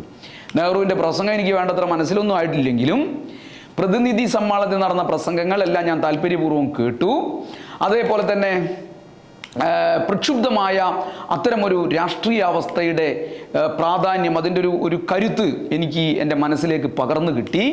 രാഷ്ട്രീയ രംഗത്തും സാമൂഹ്യ പരിഷ്കരണ രംഗത്തും സാംസ്കാരിക രംഗത്തുമെല്ലാം വലിയ ഇളകി മറിയലുകൾ നടന്നിരുന്ന ആ കാലത്ത് അദ്ദേഹം ഓർമ്മിക്കുന്ന 2-3 പ്രധാനപ്പെട്ട സംഭവങ്ങളുണ്ട്. സൈമൺ കമ്മീഷൻ്റെ ബഹിഷ്കരണം, ഉപ്പു സത്യാഗ്രഹം, ഇങ്ങനെയുള്ള സംഭവങ്ങളെല്ലാം നടക്കുന്ന ആ കാലത്ത് ഈ സമ്മേളനത്തിൽ പങ്കെടുത്തത് എനിക്ക് കുറച്ചുകൂടി ആവേശകരമായി. അതിൻ്റെ എല്ലാം പശ്ചാത്തലത്തിൽ ഒരു ദൃഢമായ തീരുമാനം EMS എടുക്കുകയാണ്. വിദ്യാഭ്യാസം മതിയാക്കി ദേശീയ പ്രസ്ഥാനത്തിനകത്ത് പൂർണ്ണസമയ പ്രവർത്തകനായി പങ്കെടുക്കുക എന്നുള്ളതായിരുന്നു EMS എടുത്ത ദൃഢപ്രതിജ്ഞ എന്ന് പറയുന്നത്. അങ്ങനെയാണ് 1932 ജനുവരി 4 അദ്ദേഹം സെൻറ് തോമസ് കോളേജിൽ നിന്ന് എന്നേക്കുമായി യാത്ര പറഞ്ഞ് വിട പറഞ്ഞ് കോഴിക്കോട്ട് സത്യാഗ്രഹത്തിൽ പങ്കെടുക്കുന്നതിന് വേണ്ടി കോഴിക്കോട്ടേക്ക് വരുന്നത്. 1932 ജനുവരി 17 അദ്ദേഹം നിയമലംഘന പ്രസ്ഥാനത്തിൽ പങ്കുചേർന്നു, ഉപ്പ് കുറുക്കി അറസ്റ്റ് വരിച്ചു. 3 ദിവസം പോലീസ് ലോക്കപ്പ് കടന്നു കോഴിക്കോട്. പിന്നീട് അവിടെ നിന്ന് അദ്ദേഹത്തെ കോഴിക്കോട് സബ് ജയിലിലേക്ക് മാറ്റി. സബ് ജയിലിലെത്തിയപ്പോഴാണ് അദ്ദേഹത്തിൻ്റെ ജീവിതത്തിലെ മറക്കാനാവാത്ത ഒരു സന്ദർഭം ഉണ്ടാകുന്നത്. ജയിലിലെത്തുമ്പോൾ അദ്ദേഹത്തെ പുഞ്ചിരിയോട് കൂടി സ്വീകരിക്കാൻ ഒരാൾ കാത്തു നിന്നിരുന്നു. അത് പി കൃഷ്ണപിള്ളയായിരുന്നു എന്ന് അഭിമാനത്തോടുകൂടി EMS എഴുതി ചേർക്കുന്നുണ്ട്. EMSൻ്റെയും കൃഷ്ണപിള്ളയുടെയും ഈ ആദ്യത്തെ കൂട്ടിമുട്ടൽ എന്ന് പറയുന്നത് വളരെ ചുരുങ്ങിയ സമയം ഉണ്ടായിരുന്നുള്ളൂ, വളരെ കുറച്ച് സമയം ഉണ്ടായിരുന്നുള്ളൂ. പക്ഷേ രണ്ടുപേരും മരണം വരെ ഏറ്റവും പ്രധാനപ്പെട്ട അസാധാരണമായ ഒരു നിമിഷമായും അസാധാരണമായ ഒരു ബന്ധത്തിൻ്റെ തുടക്കമായിട്ടും തങ്ങളുടെ ഈ കൂടിക്കാഴ്ചയെ അനുസ്മരിക്കുന്നുണ്ട്. കോടതിയിൽ നിന്ന് 3 വർഷത്തെ തടവ് ശിക്ഷയായിരുന്നു EMSന് കിട്ടിയത്. അദ്ദേഹത്തെ കോഴിക്കോട് സബ് ജയിലിൽ നിന്ന് പിന്നീട് കണ്ണൂർ സെൻട്രൽ ജയിലിലേക്ക് മാറ്റുകയുണ്ടായി. അവിടെ നിന്ന് പിന്നീട് വെല്ലൂർ ജയിലിലേക്ക് മാറ്റുകയുണ്ടായി. ഈ ജയിലുകളിൽ വെച്ചെല്ലാം ആ ജയിലുകളിൽ കണ്ടുമുട്ടിയ ദേശീയ പ്രസ്ഥാനത്തിൻ്റെ പ്രവർത്തകരും വിപ്ലവകാരികളും ഒക്കെ ആയിട്ടുള്ള ആളുകളുമായിട്ടുള്ള EMSൻ്റെ ബന്ധം, അനുഭവങ്ങൾ, ഇതെല്ലാം തൻ്റെ രാഷ്ട്രീയമായ ബന്ധത്തെയും രാഷ്ട്രീയമായ ധാരണകളെയും വിപുലപ്പെടുത്തിയെന്ന് EMS രേഖപ്പെടുത്തുന്നുണ്ട്. ബംഗാളിലെയും പഞ്ചാബിലെയും ദേശീയ വിപ്ലവകാരികളുമായും കോൺഗ്രസിൻ്റെ പല പ്രധാനപ്പെട്ട നേതാക്കന്മാരുമായിട്ടെല്ലാം ഈ ജയിൽവാസ കാലത്ത് തനിക്ക് പരിചയപ്പെടാൻ വേണ്ടി കഴിഞ്ഞു. കണ്ണൂർ സെൻട്രൽ ജയിലിൽ വെച്ച് AKGയുമായി കണ്ടുമുട്ടി. അതൊരു പ്രധാനപ്പെട്ട അനുഭവമായിരുന്നു. അങ്ങനെ തിരിഞ്ഞു നോക്കുമ്പോൾ എന്ന പുസ്തകത്തിനകത്ത് EMS വളരെ ഗൗരവമായി ഈ കാലത്തെക്കുറിച്ച് രേഖപ്പെടുത്തുന്നുണ്ട്. ലാഹോർ ഗൂഢാലോചന കേസിലെ പ്രതികളായിരുന്ന ഭഗത് സിംഗിൻ്റെയും സഖാക്കളുടെയും എന്ന പോലെ മീററ്റ് കേസിൽ പ്രതികളായിരുന്ന കമ്മ്യൂണിസ്റ്റുകാരുടെയും ആശയങ്ങളെല്ലാം കൃത്യമായി മനസ്സിലാക്കാൻ, അവരുടെ അനുഭവങ്ങളെല്ലാം മനസ്സിലാക്കാനെല്ലാം ഇപ്പറയുന്നൊരു കാലം എനിക്ക് സഹായകരമായി. അതുകൊണ്ട് തന്നെ അത്തരമൊരു അനുഭവങ്ങളിലേക്കും അവർ മുന്നോട്ട് വെച്ച ആശയങ്ങളിലേക്കെല്ലാം ഞാൻ വലിയ നിലയിലേക്ക് ആകൃഷ്ടനായി. എൻ്റെ വ്യക്തിപരമായ വളർച്ചയിൽ അതിപ്രധാനമായൊരു ഘട്ടമായിരുന്നു ഈ ജയിൽവാസത്തിൻ്റെ കാലം എന്ന് EMS രേഖപ്പെടുത്തുന്നുണ്ട്. കുറച്ചു സമയം കൂടി കഴിയുമ്പോഴേക്കാണ് ഗാന്ധി നിയമലംഘന പ്രസ്ഥാനം നിർത്തിവെക്കുന്നത്. ഇതോടുകൂടി നിയമലംഘന പ്രസ്ഥാനത്തിൻ്റെ ഭാഗമായി ദേശീയ സ്വാതന്ത്ര്യ സമര പ്രസ്ഥാനത്തിൻ്റെ തീച്ചൂളയിലേക്ക് എടുത്തു ചാടിയ ലക്ഷോപലക്ഷം ചെറുപ്പക്കാർ, യുവാക്കൾ നിരാശരാകുന്നൊരു സാഹചര്യം ഉണ്ടായി.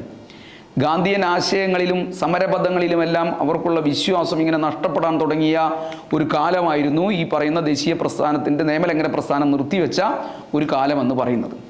അത്തരമൊരു ഘട്ടത്താണ് ലോകത്താകെ ആവേശഭരിതമായ വാർത്തകൾ, സോവിയറ്റ് യൂണിയനെ കുറിച്ചുള്ള വാർത്തകളെല്ലാം കുറേ കൂടി ശക്തമായ നിലയിലേക്ക് വരികയാണ്. ഒന്നാം പഞ്ചവത്സര പദ്ധതിയിലൂടെ സോവിയറ്റ് യൂണിയൻ വലിയ മുന്നേറ്റം നടത്തിയായിട്ടുള്ള വാർത്തകൾ പുറത്തു വന്നു. ആ വാർത്തകളും സോവിയറ്റ് യൂണിയനെ കുറിച്ചുള്ള അനുഭവങ്ങളുമെല്ലാം EMS ഉൾപ്പെടെയുള്ള ആ കാലത്തെ ചെറുപ്പത്തെ വലിയ നിലയിലേക്കാണ് ആകർഷിച്ചത്. ജയിലിലുള്ളതായിട്ടുള്ള വിപ്ലവകാരികളുമായിട്ടുള്ള ബന്ധവും പരന്ന വായനയും എല്ലാം EMS എന്ന് പറയുന്ന ഒരു സാമൂഹ്യ പരിഷ്കർത്താവായ ഒരു പ്രവർത്തകനെ, അല്ലെങ്കിൽ ദേശീയ പ്രസ്ഥാനത്തിൻ്റെ ഒരു സാധാരണ പ്രവർത്തകനായിരുന്ന മനുഷ്യനെ ഒരു വിപ്ലവകാരിയാക്കി മാറ്റുകയായിരുന്നു, ഒരു ഉജ്ജ്വലനായ വിപ്ലവകാരിയാക്കി പാകപ്പെടുത്തുകയായിരുന്നു. ആ ഒരു കാലത്തെ തുടർന്ന് തന്നെ ഇത്തരം ഒരു അനുഭവങ്ങളുടെ അടിസ്ഥാനത്തിൽ തന്നെ, ചിന്തകളുടെ അടിസ്ഥാനത്തിൽ തന്നെ EMS കോൺഗ്രസിലെ ഇടതുപക്ഷത്തിൻ്റെ ഭാഗമായി മാറുന്ന നിലയുണ്ടായി. കോൺഗ്രസ് സോഷ്യലിസ്റ്റ് പാർട്ടി രൂപവൽക്കരണത്തിന് അദ്ദേഹം എല്ലാ നിലയിലുമുള്ള പിന്തുണ നൽകി. 1934 രൂപം കൊണ്ട കോൺഗ്രസ് സോഷ്യലിസ്റ്റ് പാർട്ടിയുടെ അഖിലേന്ത്യാ ജോയിന്റ് സെക്രട്ടറിമാരിൽ ഒരാളായി സഖാവ് EMS തിരഞ്ഞെടുക്കപ്പെട്ടു. തുടർന്ന് സോഷ്യലിസത്തെക്കുറിച്ചും സോഷ്യലിസ്റ്റ് നയത്തെക്കുറിച്ചും വ്യാപകമായ പ്രചരണം നടത്തലായിരുന്നു അദ്ദേഹത്തിൻ്റെ ഏറ്റവും പ്രധാനപ്പെട്ട ചുമതല. ഈ ലക്ഷ്യത്തോടെയായിരുന്നു 1935 പ്രഭാതം എന്ന് പറയുന്ന പത്രം തുടങ്ങുന്നത്. അതിൻ്റെ പത്രാധിപർ EMS ആയിരുന്നു. ഈ ആശയങ്ങൾ പ്രചരിപ്പിക്കുക എന്നുള്ളതായിരുന്നു ആ പത്രത്തിൻ്റെ ഏറ്റവും പ്രധാനപ്പെട്ട ലക്ഷ്യം. കോൺഗ്രസ് സോഷ്യലിസ്റ്റ് പാർട്ടിയുടെ നേതൃത്വം EMS ഏറ്റെടുത്തെങ്കിലും കോൺഗ്രസുമായിട്ടുള്ള ബന്ധം അദ്ദേഹം തുടർന്നു പോവുക തന്നെയായിരുന്നു പിന്നീടുണ്ടായിരുന്നു. 1934 സെപ്റ്റംബർ 9 KPCCയുടെ സെക്രട്ടറിമാരിൽ ഒരാളായി സഖാവ് EMS തിരഞ്ഞെടുക്കപ്പെട്ടു എന്നുള്ളത് ഈ ഒരു ബന്ധത്തിൻ്റെ തുടർച്ചയായിരുന്നു. EMSനെ പോലെ തന്നെ മറ്റൊരു സെക്രട്ടറി അക്കാലത്ത് CK ഗോവിന്ദൻ നായരായിരുന്നു. അപ്പോൾ പ്രഗത്ഭരായ നേതാക്കന്മാരോടൊപ്പം തന്നെ EMS KPCCയുടെ സെക്രട്ടറിയായി അക്കാലത്ത് തന്നെ തിരഞ്ഞെടുക്കപ്പെട്ടു.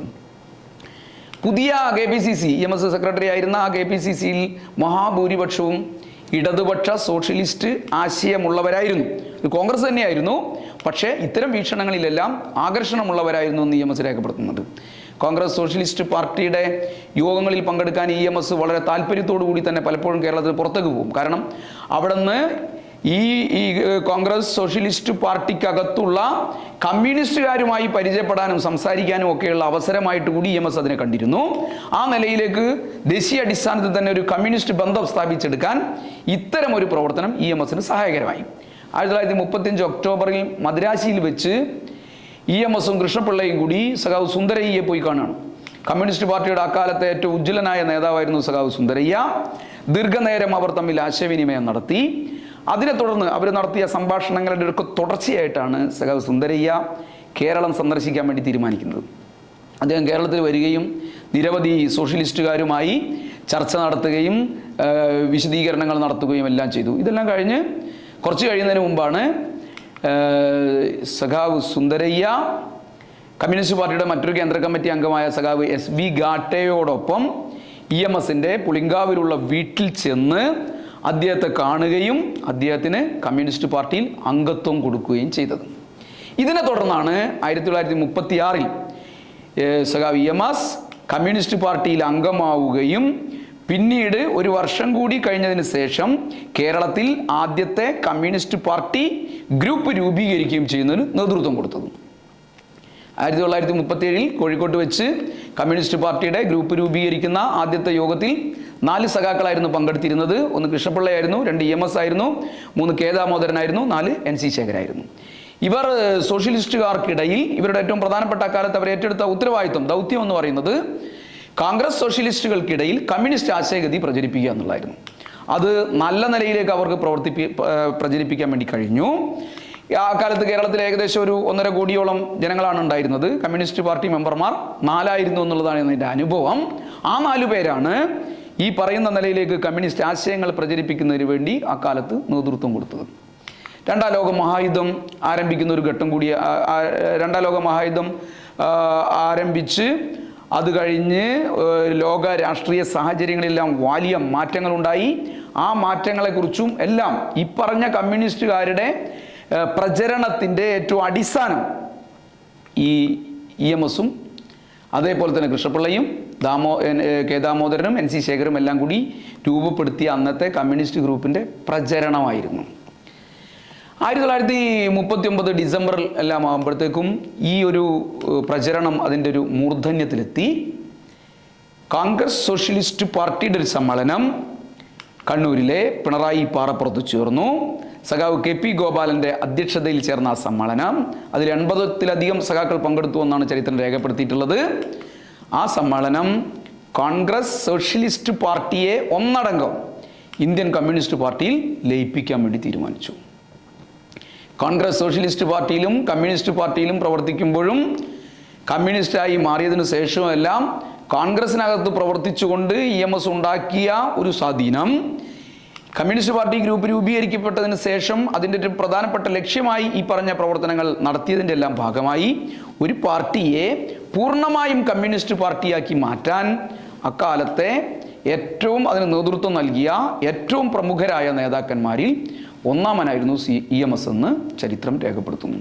അപ്പോൾ കമ്മ്യൂണിസ്റ്റ് പാർട്ടിയുടെ തുടക്കം, അതിൻ്റെ വളർച്ച, അതിൻ്റെ വിപുലീകരണം, ഇതിലെല്ലാം ഏറ്റവും പ്രധാനപ്പെട്ട നേതൃത്വം സഖാവ് EMS വഹിച്ചു.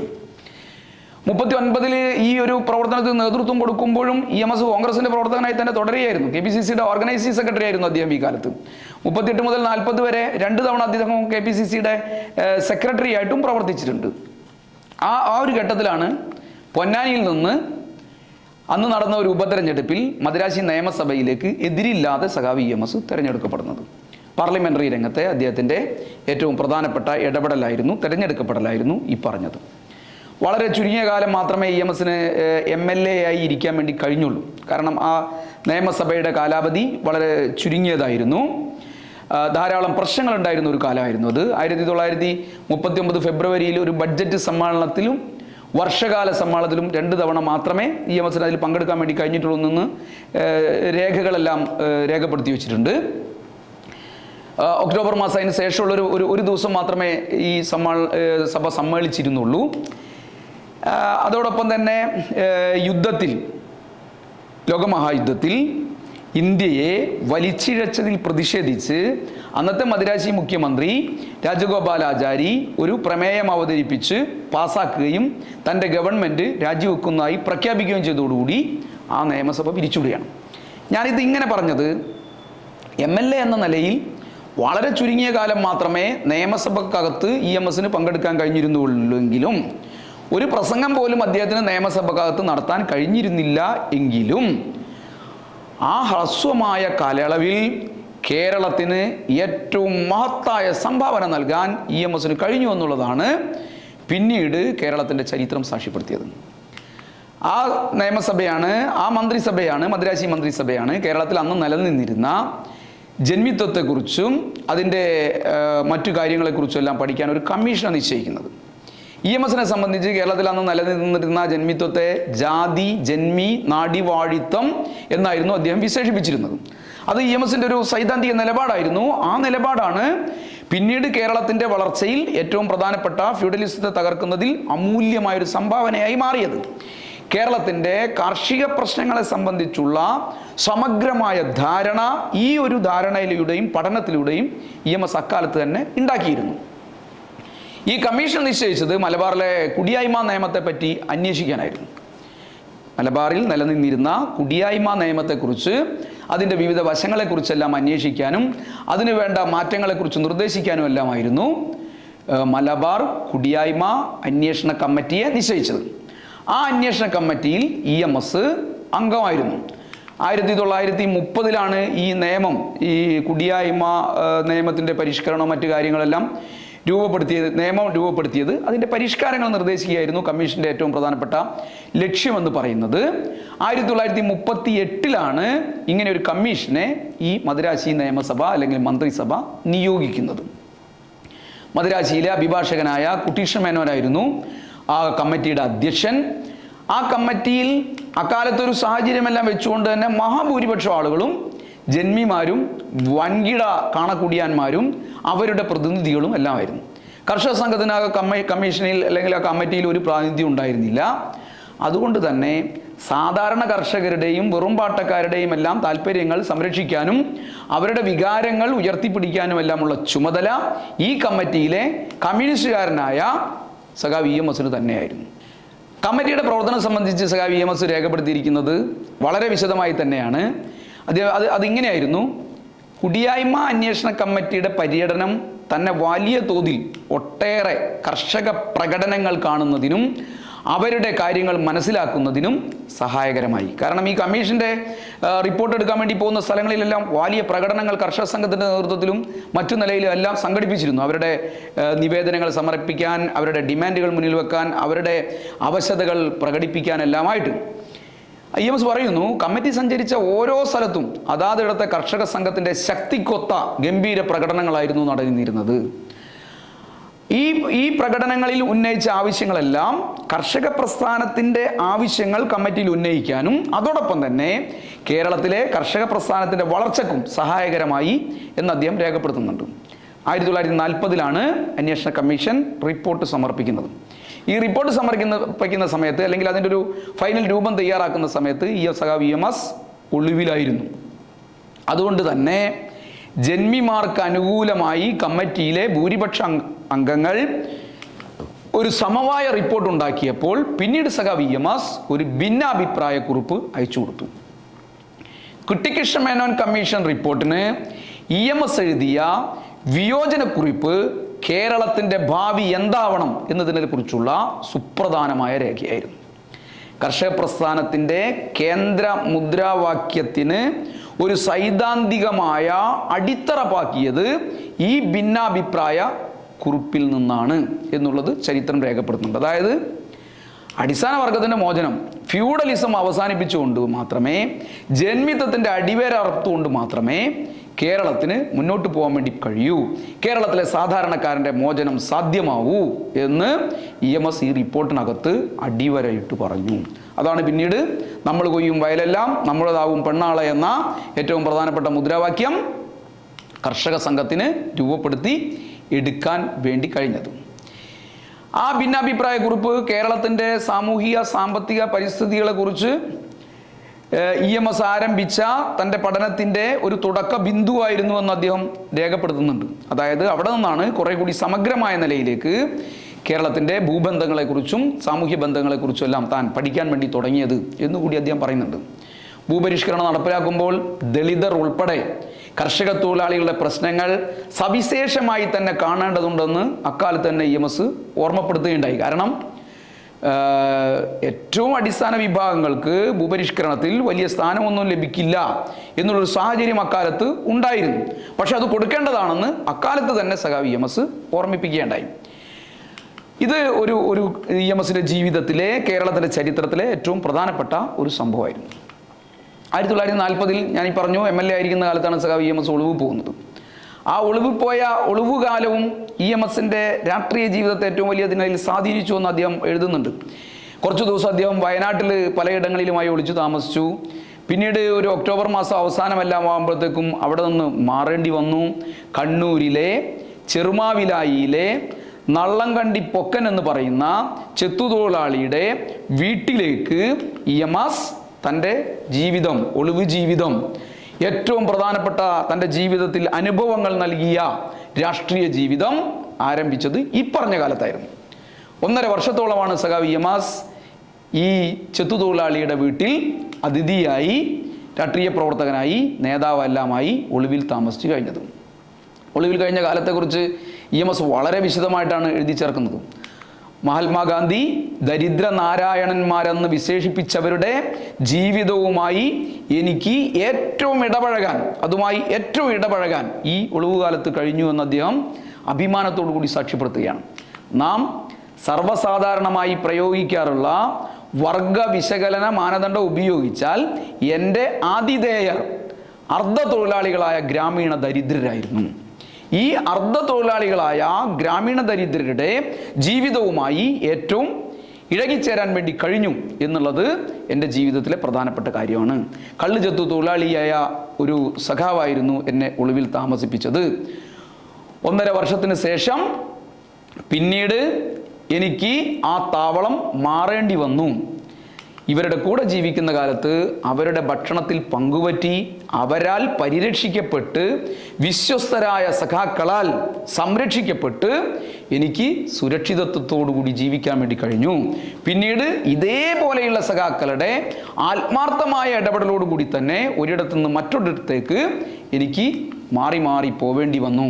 മലബാറിലെ ആ പ്രദേശത്തെ ദരിദ്രരായ ഇടത്തരം ജനങ്ങളുടെ ജീവിതവുമായി ഏറ്റവും അടുത്ത് ഇടപഴകാൻ എനിക്ക് ഈ കാലം ഏറ്റവും പ്രധാനപ്പെട്ടതായി എന്ന് അദ്ദേഹം എഴുതി വെച്ചു. സവർണ പ്രഭു കുടുംബാംഗമായ എന്നെ കേരളത്തിലെ തൊഴിലാളി വർഗം അവരുടെ വളർത്തുമകനായി അംഗീകരിക്കുന്നതിനുള്ള അതിനു മുമ്പേയുള്ള എൻ്റെ രാഷ്ട്രീയ ജീവിതത്തിലെ പരിശീലന കാലമായിരുന്നു ഇപ്പറഞ്ഞ ഒളിവ് കാലമെന്ന് EMS എഴുതുകയാണ്. 1940 കമ്മ്യൂണിസ്റ്റ് പാർട്ടിയുടെ ഏറ്റവും പ്രധാനപ്പെട്ട നേതാവായിരുന്ന സഖാവ് കൃഷ്ണപിള്ള ആകസ്മികമായി ഈ രാഷ്ട്രീയ പ്രവർത്തനത്തിനിടയിൽ അറസ്റ്റിലാവപ്പെടുകയാണ് 1940. അതോടുകൂടി പാർട്ടിയുടെ സെക്രട്ടറിയുടെ ഒരു ഉത്തരവാദിത്തം സഖാവ് EMSന് ലഭിക്കുകയാണ്. 1940 ഡിസംബർ മാസം മുതൽ 42 മെയ് മാസം വരെ കേരളത്തിലെ ഈ സഖാവ് കൃഷ്ണപിള്ള അറസ്റ്റിലായ സമയത്ത് കേരളത്തിലെ കമ്മ്യൂണിസ്റ്റ് പാർട്ടിയുടെ സെക്രട്ടറിയായി സഖാവ് EMS പ്രവർത്തിക്കുകയുണ്ടായി. അതിനിടയിലാണ് EMSനും ഒരു അറസ്റ്റ് വാറണ്ട് പുറപ്പെടുവിക്കേണ്ടായി. അതിൻ്റെ പ്രധാനപ്പെട്ട കാരണമായി പറഞ്ഞ രക്തസാക്ഷി ജിതിൻ ദാസിൻ്റെ ജീവചരിത്രത്തിനുള്ള ഒരു ആമുഖം EMS എഴുതി എന്നുള്ളതായിരുന്നു അദ്ദേഹത്തിൻ്റെ പേരിലുണ്ടായിരുന്ന കുറ്റം. EMS ഒളിവിൽ പോയ ഒരു കാലമായതിനാൽ ഒളിവിൽ പോയ EMSനെ പിടിച്ചു കൊടുക്കുന്നവർക്ക് ഏറ്റവും ചുരുങ്ങിയത് 10,000 രൂപ ഇനാം നൽകുമെന്ന് അക്കാലത്ത് തന്നെ ഗവൺമെൻറ് പ്രഖ്യാപിക്കുകയുണ്ടായി. ഒളിവിൽ കഴിഞ്ഞ വീട്ടിലുള്ള ആളുകൾക്ക് EMS തന്നെയാണ് ഇത് തങ്ങൾക്ക് പിടിച്ചു കൊടുത്താൽ 10,000 കിട്ടുമെന്നൊക്കെ അറിയാമായിരുന്നിട്ടും അവരൊന്നും തന്നെ വഞ്ചിച്ചില്ലെന്ന് മാത്രമല്ല കണ്ണിലെ കൃഷ്ണമണി പോലെ കാത്തു സൂക്ഷിച്ചു എന്ന് സഖാവ് EMS ഇതിൻ്റെ ഭാഗമായി തന്നെ രേഖപ്പെടുത്തുന്നുണ്ട്. ചെറുമാവിലായിലെ ചെത്തുതൊഴിലാളിയുടെ വീട്ടിൽ കഴിയുന്ന കാലത്താണ് മാർക്സിസ്റ്റ് സാഹിത്യം ഗൗരവപൂർവ്വം താൻ പഠിക്കാൻ തുടങ്ങിയതെന്ന് അദ്ദേഹം പറയുന്നു. ധാരാളം എഴുത്തുകൾ താൻ അവിടെ വെച്ചാണ് എഴുതിയത്. കൃത്യമായി പാർട്ടി കത്ത് പുറത്തിറങ്ങുന്നതിന് വേണ്ടിയിട്ടുള്ള രേഖകളെല്ലാം എനിക്ക് തയ്യാറാക്കാൻ വേണ്ടി കഴിഞ്ഞത് അവിടെ വെച്ചാണ്. CPSU അതായത് റഷ്യൻ കമ്മ്യൂണിസ്റ്റ് പാർട്ടിയുടെ, സോവിയറ്റ് യൂണിയനിലെ കമ്മ്യൂണിസ്റ്റ് പാർട്ടിയുടെ ചരിത്രത്തിൻ്റെ ആദ്യത്തെ കുറേ ഭാഗങ്ങൾ എനിക്ക് വായിക്കാനും പഠിക്കാനും കഴിഞ്ഞു. അതിനു പുറമെ ഒരു ഹാൻഡ് പ്രസ്സിൽ ഇതിൻ്റെ പ്രധാനപ്പെട്ട ഭാഗങ്ങളെല്ലാം അച്ചടിച്ച് പ്രസിദ്ധീകരിക്കാനും കഴിഞ്ഞു എന്നും അദ്ദേഹം ഈ കാലഘട്ടത്തെക്കുറിച്ചുള്ള തൻ്റെ അനുഭവത്തിൽ സൂചിപ്പിക്കുന്നുണ്ട്. 1942 ബ്രിട്ടൻ ഇന്ത്യൻ കമ്മ്യൂണിസ്റ്റ് പാർട്ടിക്ക് മുകളിലുള്ള നിരോധനം പിൻവലിച്ചു. ഇതോടുകൂടിയാണ് നേതാക്കന്മാരെല്ലാം പിന്നെ പുറത്തിറങ്ങി പരസ്യമായി കമ്മ്യൂണിസ്റ്റുകാർ എന്നുള്ള നിലയിലേക്ക് പ്രവർത്തിക്കാൻ വേണ്ടി കഴിയുന്നത്. ആ ഒരു നിരോധനമെല്ലാം പിൻവലിച്ച് കുറച്ച് കഴിയുമ്പോഴത്തേക്കും പാർട്ടിയുടെ 1ാം കോൺഗ്രസ് ബോംബെയിൽ ചേരുകയാണ്. കമ്മ്യൂണിസ്റ്റ് പാർട്ടി രൂപം കൊണ്ടിട്ട് ധാരാളം വർഷങ്ങൾ കഴിഞ്ഞതിന് ശേഷമാണ് അതിനൊരു പാർട്ടി കോൺഗ്രസ് ചേരാൻ വേണ്ടി കഴിയുന്നത്. ആ 1ാം പാർട്ടി കോൺഗ്രസിൽ സഖാവ് EMS പ്രതിനിധിയായിരുന്നു. ആ കോൺഗ്രസിൻ്റെ കേന്ദ്ര കമ്മിറ്റിയിലേക്ക് സഖാവ് EMSനെ തിരഞ്ഞെടുത്തു. താമസിയാതെ തന്നെ EMSൻ്റെ പ്രവർത്തന കേന്ദ്രം പാർട്ടിയുടെ കേന്ദ്ര ആസ്ഥാനത്തേക്ക് മാറ്റണമെന്ന് നിശ്ചയിച്ചു. അവിടുത്തെ ഏറ്റവും പ്രധാനപ്പെട്ട ചുമതലകൾ സഖാവ് EMSന് പാർട്ടി നിയോഗിച്ചു നൽകി. ബോംബെ ആയിരുന്നു അക്കാലത്ത് പാർട്ടിയുടെ കേന്ദ്ര കമ്മിറ്റി ഓഫീസ്. ബോംബെയിൽ പ്രവർത്തിക്കുമ്പോൾ കേരളത്തിലെ കർഷക പ്രസ്ഥാനത്തെക്കുറിച്ചും രാജ്യത്തിൻ്റെ ഒരു പൊതു അവസ്ഥയെക്കുറിച്ചെല്ലാം ധാരാളം പഠിക്കാൻ വേണ്ടി കഴിഞ്ഞു. കേരളത്തിലെ കർഷക പ്രസ്ഥാനത്തെക്കുറിച്ചുള്ള ഒരു പുസ്തകം അക്കാലത്ത് അദ്ദേഹം തയ്യാറാക്കി. ആ പുസ്തകം 1943 ഇംഗ്ലീഷിലാണ് പ്രസിദ്ധീകരിച്ചത്. അത് കേരളത്തിലെ പിന്നീടുള്ള കർഷക പ്രസ്ഥാനത്തിൻ്റെയും കേരളത്തിൻ്റെ കാർഷിക മേഖലയുടെയും എല്ലാം വളർച്ചക്കും മുന്നോട്ട് പോക്കിനുമെല്ലാം സഹായകമായ ധാരാളം നിരീക്ഷണങ്ങൾ അടങ്ങിയ പുസ്തകമായിരുന്നു.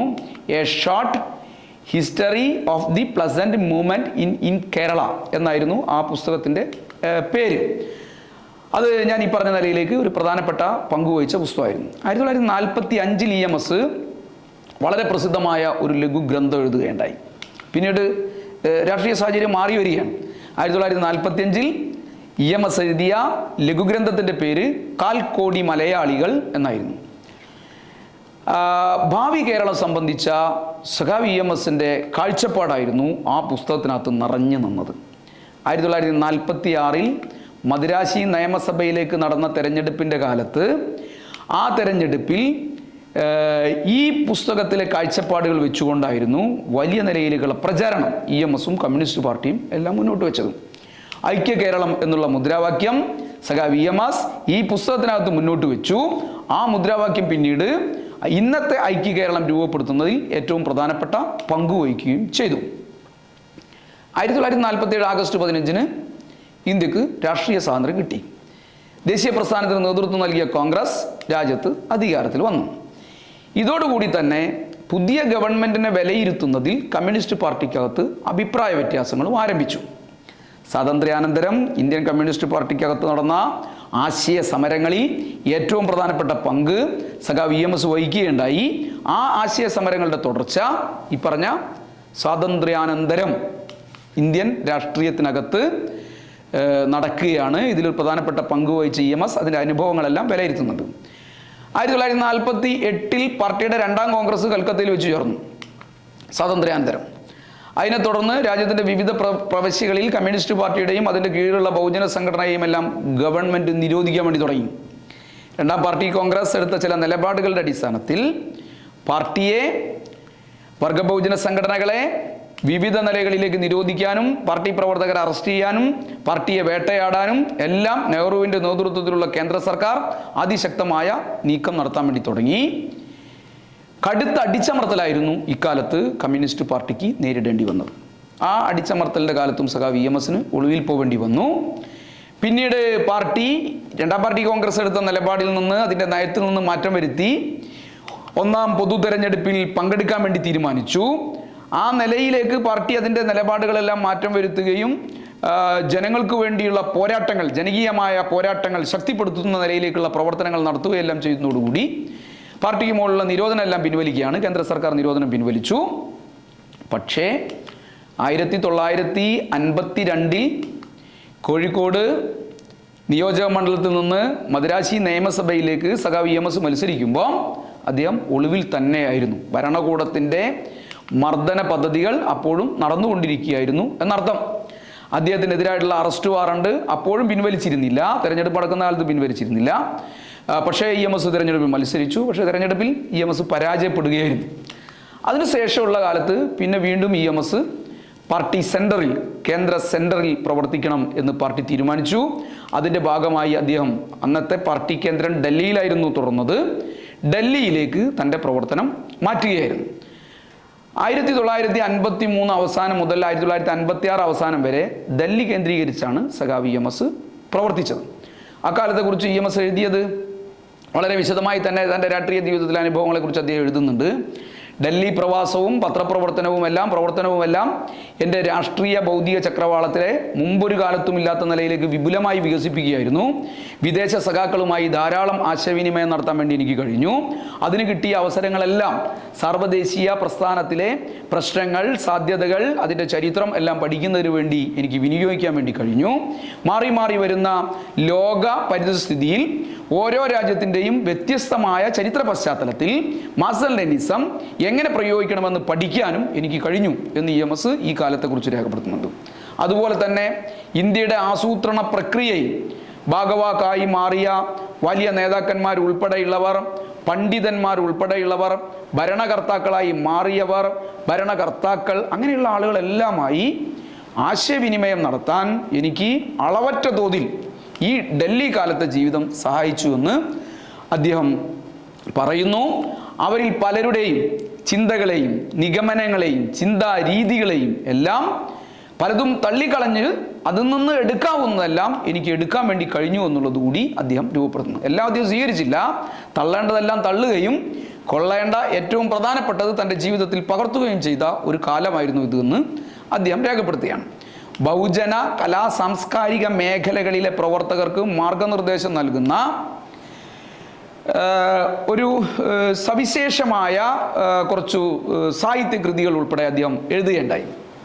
അതായത് മഹിള, സാംസ്കാരിക രംഗം, കിസാൻ സഭ തുടങ്ങിയ മേഖലകളിലെല്ലാമുള്ള പ്രവർത്തകർക്ക് മാർഗദർശകമാവുന്ന നിലയിലേക്ക് ഈ അനുഭവങ്ങളെല്ലാം കൂട്ടിവെച്ചുകൊണ്ട് സാംസ്കാരിക മേഖലയിലെ ഇടപെടലുകൾ ഉൾപ്പെടെ ഫലപ്രദമാവുന്ന നിലയിലേക്കുള്ള ലേഖനങ്ങളും നിർദ്ദേശങ്ങളും എല്ലാം അദ്ദേഹം ഇക്കാലത്ത് നൽകുന്ന നിലയുണ്ടായി.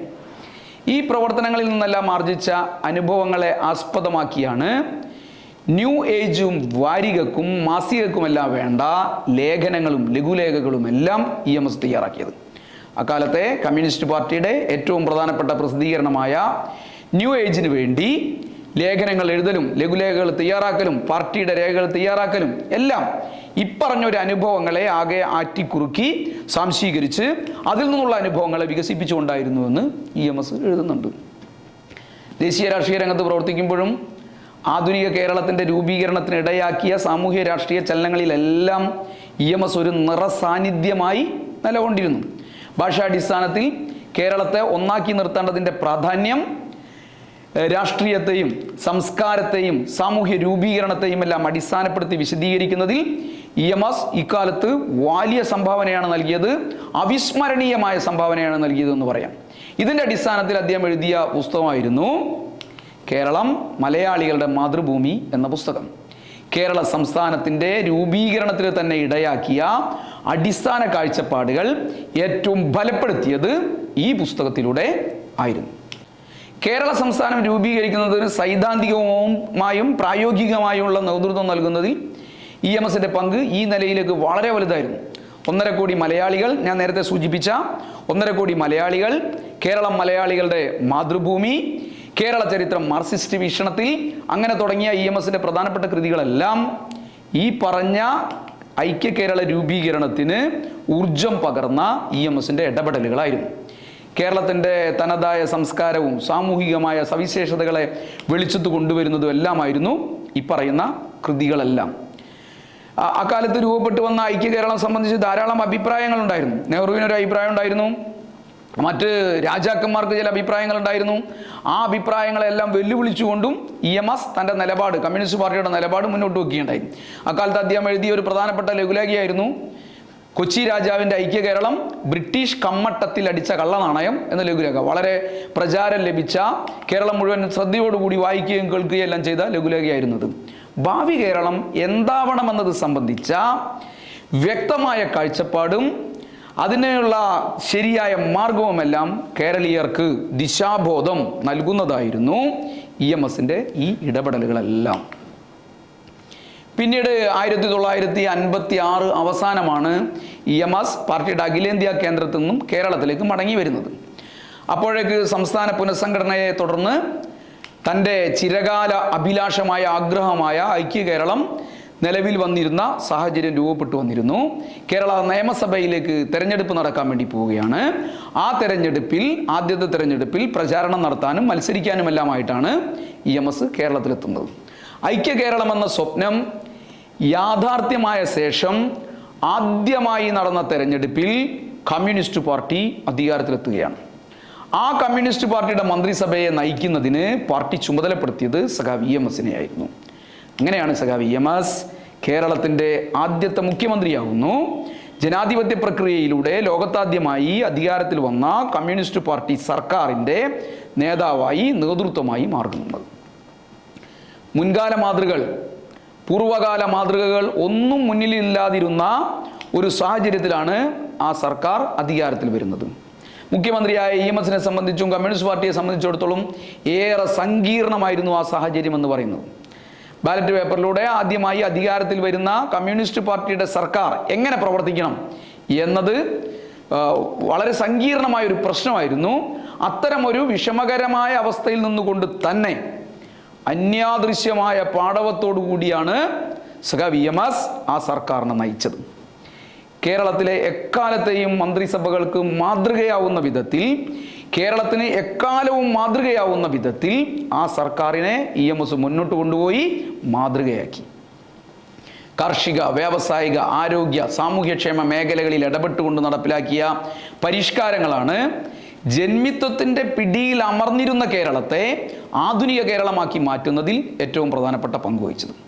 കേരളത്തിൻ്റെ മുഖച്ഛായ മാറ്റി തീർക്കാൻ സഹായിക്കുന്ന ഒട്ടേറെ നടപടികൾക്ക് ആ ഗവൺമെൻറ് തുടക്കം കുറിച്ചു. കാർഷിക പരിഷ്കരണ നിയമം, അധ്യാപകരെയും അധ്യാപകേതര ജീവനക്കാരെയും ചൂഷണ വിമുക്തമാക്കിയ വിദ്യാഭ്യാസ ബില്ല്, ഈ 2 നിയമനിർമ്മാണങ്ങളുമാണ് കേരളത്തിൻ്റെ സാമൂഹ്യ പുരോഗതിക്ക് അടിത്തറ പാകിയത് എന്നുള്ളത് ചരിത്രത്തിൻ്റെ ഭാഗമാണ്. തൊഴിൽ പ്രശ്നങ്ങളിൽ പോലീസ് ഇടപെടുകയില്ലെന്ന ഒരു പുതിയ പോലീസ് നയം ആ സർക്കാർ പ്രഖ്യാപിക്കുകയാണ്. അധികാര വികേന്ദ്രീകരണത്തിന് വേണ്ടിയുള്ള ഇടപെടലുകൾ ആ സർക്കാർ നടത്തുകയാണ്. ന്യൂനപക്ഷങ്ങൾക്ക് മേൽ അടിച്ചേൽപ്പിച്ചിരുന്ന ധാരാളം നിയന്ത്രണങ്ങൾ ആ സർക്കാർ എടുത്തു മാറ്റുകയായിരുന്നു. ഇങ്ങനെ നിരവധി പരിഷ്കാരങ്ങൾ അക്കാലത്ത് EMSന്റെ സർക്കാർ നടപ്പിലാക്കി. ഇതെല്ലാം പ്രതിലോമ ശക്തികൾക്ക് കടുത്ത അസഹിഷ്ണുത ഉണ്ടാക്കിയ കാര്യങ്ങളായിരുന്നു. അവർക്കൊരു നിലയിൽ നിൽക്കാൻ വേണ്ടി പറ്റാത്ത സാഹചര്യമാണ് ഇതെല്ലാം കൂടി രൂപപ്പെടുത്തിയെടുത്തത്. അവർ ഗവൺമെൻറ്റിനെതിരായി വലിയ പടയൊരുക്കം നടത്തി. കേരളത്തിലെ എല്ലാ വലതുപക്ഷ പിന്തിരിപ്പന്മാരെയും ഒന്നിപ്പിച്ചു. അമേരിക്കൻ CIA കൂടി സഹായത്തോടു കൂടി വിമോചന സമരം ആരംഭിച്ചു. അതിനെ മറപിടിച്ച് നെഹ്റു സർക്കാർ ഭരണഘടനയെ പിച്ചി ചീന്തിക്കൊണ്ട് 356 വകുപ്പ് ഉപയോഗിച്ച് കേരളത്തിലെ EMS ഗവൺമെന്റിനെ പിരിച്ചുവിടുകയായിരുന്നു. ഇതിനെ തുടർന്ന് രാജ്യത്തിൻ്റെ പ്രമുഖ കേന്ദ്രങ്ങളിലെല്ലാം, പ്രധാനപ്പെട്ട നഗരങ്ങളിലെല്ലാം സഖാവ് EMSന് വീരോചിതമായ സ്വീകരണങ്ങൾ ഒരുക്കി. EMS ഒരു അഖിലേന്ത്യാ പര്യടനം നിശ്ചയിച്ചു, കമ്മ്യൂണിസ്റ്റ് പാർട്ടിയുടെ നേതൃത്വത്തിൽ തന്നെ. ഈ സ്വീകരണങ്ങളെല്ലാം വലിയ നിലയിലേക്കുള്ള ജനപങ്കാളിത്തം കൊണ്ട് നിറഞ്ഞു. ജനാധിപത്യ വിരുദ്ധമായ കേന്ദ്ര സർക്കാരിൻ്റെ നടപടിക്കെതിരായുള്ള പ്രതിഷേധങ്ങളായി രാജ്യമാകെ EMSന് നൽകിയ സ്വീകരണങ്ങൾ മാറ്റപ്പെട്ടു. അതിനു മുമ്പ് തന്നെ ഇന്ത്യൻ കമ്മ്യൂണിസ്റ്റ് ഞാൻ നേരത്തെ സൂചിപ്പിച്ച അതൊരു ഘട്ടം അവിടെ അവസാനിക്കുകയാണ്. ഈ ഒരു ഘട്ടം ഇങ്ങനെ നടന്നുകൊണ്ടിരിക്കുമ്പോൾ തന്നെ നേരത്തെ പറഞ്ഞ ഇന്ത്യൻ കമ്മ്യൂണിസ്റ്റ് പാർട്ടിക്കകത്തെ ആശയസമരം, അഭിപ്രായ വ്യത്യാസം ഇങ്ങനെ ശക്തിപ്പെട്ടി വരുന്ന സാഹചര്യം ഉണ്ടായി. അതിനൊരു സഹായകരമായ നില കേരളത്തിലെ സർക്കാരിൻ്റെ അധികാരത്തിലേറൽ, അതുമായി ബന്ധപ്പെട്ട സാഹചര്യങ്ങളെല്ലാം പാർട്ടിയിലെ വലതുപക്ഷം അവർക്ക് അനുകൂലമായ വാദത്തിന് വേണ്ടി ഉപയോഗിക്കുന്ന നിലയുണ്ടായി. 1956 നടന്ന പാലക്കാട് കോൺഗ്രസിൽ ഈ അഭിപ്രായ വ്യത്യാസം ഏറ്റവും പ്രകടമായ നിലയിലേക്ക് വന്നു. വർഗ സഹകരണത്തിന് വേണ്ടി വാദിക്കുന്ന ഒരു പ്രമേയം പാർട്ടി കോൺഗ്രസിൽ അവതരിപ്പിക്കപ്പെട്ടു. അത് തള്ളിപ്പോയെങ്കിലും കോൺഗ്രസിൽ പങ്കെടുത്ത പ്രതിനിധികളിൽ 1/3 പിന്തുണ അതിന് കിട്ടി എന്നുള്ളത് ഗൗരവതരമായിരുന്നു. ഇത് ഇന്ത്യയിലെ കമ്മ്യൂണിസ്റ്റ് പാർട്ടിക്കകത്ത് വലതുപക്ഷവാദം, റിവിഷനിസവും കമ്മ്യൂണിസ്റ്റ് പാർട്ടിയുടെ യഥാർത്ഥ മൂല്യങ്ങൾ ഉയർത്തിപ്പിടിക്കുകയും ചെയ്യുന്ന ഒരു വിഭാഗം വലതുപക്ഷം റിവിഷനിസ്റ്റ് നയം തുടരുന്നവർ, മറുഭാഗം കമ്മ്യൂണിസ്റ്റ് പാർട്ടിയുടെ യഥാർത്ഥ നിലപാടുകൾ ഉയർത്തിപ്പിടിക്കുന്നവർ എന്നുള്ള നിലയിൽ പാർട്ടിക്കകത്ത് 2 ആശയധാരകളുടെ രൂപീകരണത്തിൻ്റെ ഉയർന്ന ഘട്ടത്തിലെത്തി. അവർ അന്ന് EMS ഗവൺമെൻറ്റിനെ ഉദാഹരണമായി എടുത്തത് കേരളത്തിൽ ബാലറ്റിലൂടെ കമ്മ്യൂണിസ്റ്റ് പാർട്ടിയുടെ മന്ത്രിസഭ അല്ലെങ്കിൽ കമ്മ്യൂണിസ്റ്റ് പാർട്ടി അധികാരത്തിൽ വന്നത് ഈ പറയുന്ന വർഗ സഹകരണവാദികളുടെ വാദത്തിന് അനുകൂലമായ നിലയിലേക്ക് അവർ പ്രയോഗിച്ചു എന്നുള്ളതാണ്. അതായത് തെരഞ്ഞെടുപ്പിൽ കമ്മ്യൂണിസ്റ്റ് പാർട്ടിക്കുണ്ടായ വിജയം സമാധാനപരമായ മാർഗത്തിലൂടെ അധികാരത്തിൽ വരാൻ വേണ്ടി കഴിയുന്ന ഒരു മാർഗമാണെന്നും ഈ കേരള മാർഗമാണ് നാം തുടരേണ്ടത് എന്നും അവരുടെ വാദത്തെ ന്യായീകരിക്കാൻ വേണ്ടി പറയുകയായിരുന്നു. ഈ വാദഗതിയെ അതിശക്തമായ നിലയിലാണ് EMS തന്നെ നിരാകരിച്ചത്. EMS പറഞ്ഞു, പരിമിതമായ പരിഷ്കാരങ്ങളെപ്പോലും ഭരണവർഗങ്ങളും അവരുടെ പ്രതിനിധികളും ചെറുക്കുകയാണ്, അത് വെച്ചു പൊറുപ്പിക്കുകയില്ല എന്നുള്ളതിൻ്റെ സൂചനകളായിരുന്നു കേരള സർക്കാരിനെതിരായി ഇന്ത്യ ഗവൺമെൻറ് കാട്ടിക്കൂട്ടിയ അതിക്രമങ്ങളെല്ലാം, വലതുപക്ഷം നടത്തിയ ആക്രമണങ്ങളെല്ലാം എന്ന് EMS ചൂണ്ടിക്കാട്ടുകയുണ്ടായി. 1957-59 അനുഭവത്തിൻ്റെ അർത്ഥമെന്ന് പറയുന്നത് പാർലമെന്ററി സമരത്തിലൂടെ സംസ്ഥാനങ്ങൾ ഒന്നൊന്നായും അവസാനം കേന്ദ്രഭരണം തന്നെയും തൊഴിലാളി വർഗത്തിൻ്റെ കൈപ്പൊടിയിൽ ഒതുക്കാൻ കഴിയുമെന്ന വലതുപക്ഷവാദത്തിൻ്റെ വാദത്തിന് എതിരായിട്ടാണ് യഥാർത്ഥത്തിൽ ഉണ്ടായത് എന്ന് EMS കേന്ദ്ര സർക്കാരിൻ്റെ നടപടി, വലതുപക്ഷത്തിൻ്റെ കൂട്ടായ്മ, സർക്കാരിനെതിരായി നടന്ന ആക്രമണങ്ങൾ ഇതെല്ലാം കൂടി വെച്ചുകൊണ്ട് പറഞ്ഞു. അതുകൊണ്ട് കേരളത്തിലെ EMS സർക്കാർ അധികാരത്തിൽ വന്ന, അല്ലെങ്കിൽ കേരളത്തിലെ കമ്മ്യൂണിസ്റ്റ് പാർട്ടിയുടെ സർക്കാർ അധികാരത്തിൽ വന്ന ആ സാഹചര്യത്തിൽ നിന്ന് എന്തെങ്കിലും പാഠം നമുക്ക് പഠിക്കാനുണ്ടെങ്കിൽ അത് എന്താണെന്ന് EMS പറഞ്ഞു. അതിങ്ങനെയാണ്: ഭൂരിപക്ഷം കിട്ടി ഗവൺമെൻറ് രൂപീകരിക്കുന്നത് അടക്കമുള്ള പാർലമെന്ററി വേദിയിലെ സമരങ്ങളെല്ലാം വർഗ സമരത്തിൻ്റെ ഒരു പ്രത്യേക രൂപം മാത്രമാണ്. പാർലമെന്റേതര മാർഗങ്ങളുമായി പാർലമെന്ററി സമരത്തെ കൂട്ടിയിണക്കവേ തന്നെ രണ്ടാമത്തേത് എപ്പോഴും ആദ്യത്തേതിന് കീഴ്പ്പെട്ടിരിക്കണമെന്ന അടിസ്ഥാന ധാരണ നമുക്കുണ്ടാവണം. കമ്മ്യൂണിസ്റ്റ് ഗവൺമെന്റിനെ പിരിച്ചുവിട്ടതിനു ശേഷം ഈ ഒരു അനുഭവങ്ങൾ വിശകലനം ചെയ്തുകൊണ്ട് നമുക്ക് ഉറപ്പിക്കേണ്ടതുണ്ട് എന്ന് EMS ചൂണ്ടിക്കാട്ടുകയുണ്ടായി. 1960 വീണ്ടും കേരള നിയമസഭയിലേക്ക് തിരഞ്ഞെടുപ്പ് നടക്കുകയാണ്. അതിൽ കമ്മ്യൂണിസ്റ്റ് പാർട്ടിയുടെ വോട്ട് ഗണ്യമായി ഉയർന്നെങ്കിലും ഭരിക്കാനുള്ള ഭൂരിപക്ഷം കമ്മ്യൂണിസ്റ്റ് പാർട്ടി കിട്ടിയില്ല. കോൺഗ്രസ്, ലീഗ്, PSP കൂട്ടുകെട്ട് അക്കാലത്ത് അധികാരത്തിൽ വന്നു. EMS പ്രതിപക്ഷ നേതാവായി. തുടർന്നുള്ള ഏതാനും വർഷങ്ങൾ പ്രതിപക്ഷ നേതാവ് എന്നുള്ള നിലയിൽ അദ്ദേഹത്തിന് പ്രവർത്തിക്കേണ്ടി വന്നു. അതോടൊപ്പം തന്നെ പാർട്ടിക്കകത്ത് ശക്തിപ്പെട്ടു വന്ന ഉൾപാർട്ടി സമരത്തിൽ ഒരു ശരിയായ ദിശയിലേക്ക് കമ്മ്യൂണിസ്റ്റ് പാർട്ടിയുടെ ഇടതുപക്ഷ സ്വഭാവം, കമ്മ്യൂണിസ്റ്റ് സ്വഭാവം നിലനിർത്തുന്നതിന് വേണ്ടിയുള്ള പോരാട്ടത്തിൽ സഖാവിന് നേതൃത്വപരമായ ഇടപെടൽ തന്നെ നടത്തേണ്ടി വന്നു. അക്കാലത്ത് സമാരാധ്യരായ നേതാക്കന്മാർ സഖാവ് ബസവ പുന്നയ്യ, സഖാവ് സുന്ദരയ്യ, സഖാവ് ഹർകിഷൻ സിംഗ് സുർജിത്ത്, ജ്യോതി ബസു, അങ്ങനെ തുടങ്ങിയിട്ടുള്ള ഏറ്റവും പ്രഗത്ഭരായ നേതാക്കന്മാർ പാർട്ടിയെ ശരിയായ നിലയിലേക്ക് നയിക്കുന്നതിന് വേണ്ടി കൊടുത്ത ഇടപെടലുകൾക്ക് EMS ഉൾപ്പെടെയുള്ള സഖാക്കൾക്ക് പിന്തുണ നൽകുന്ന ആ പോരാട്ടങ്ങളിൽ ശരിയായ പാത സ്വീകരിക്കുന്ന നില അദ്ദേഹത്തിന് സ്വീകരിക്കേണ്ടി വന്നു. അദ്ദേഹം ആ നിലപാട് സ്വീകരിച്ചുകൊണ്ടാണ് പിന്നീട് പ്രവർത്തിച്ചത്. 1962 സഖാവ് അജയ് ഘോഷ് അന്തരിച്ചതിനെ തുടർന്ന് EMS പാർട്ടിയുടെ ജനറൽ സെക്രട്ടറി ആയിട്ട് തിരഞ്ഞെടുക്കപ്പെട്ടു.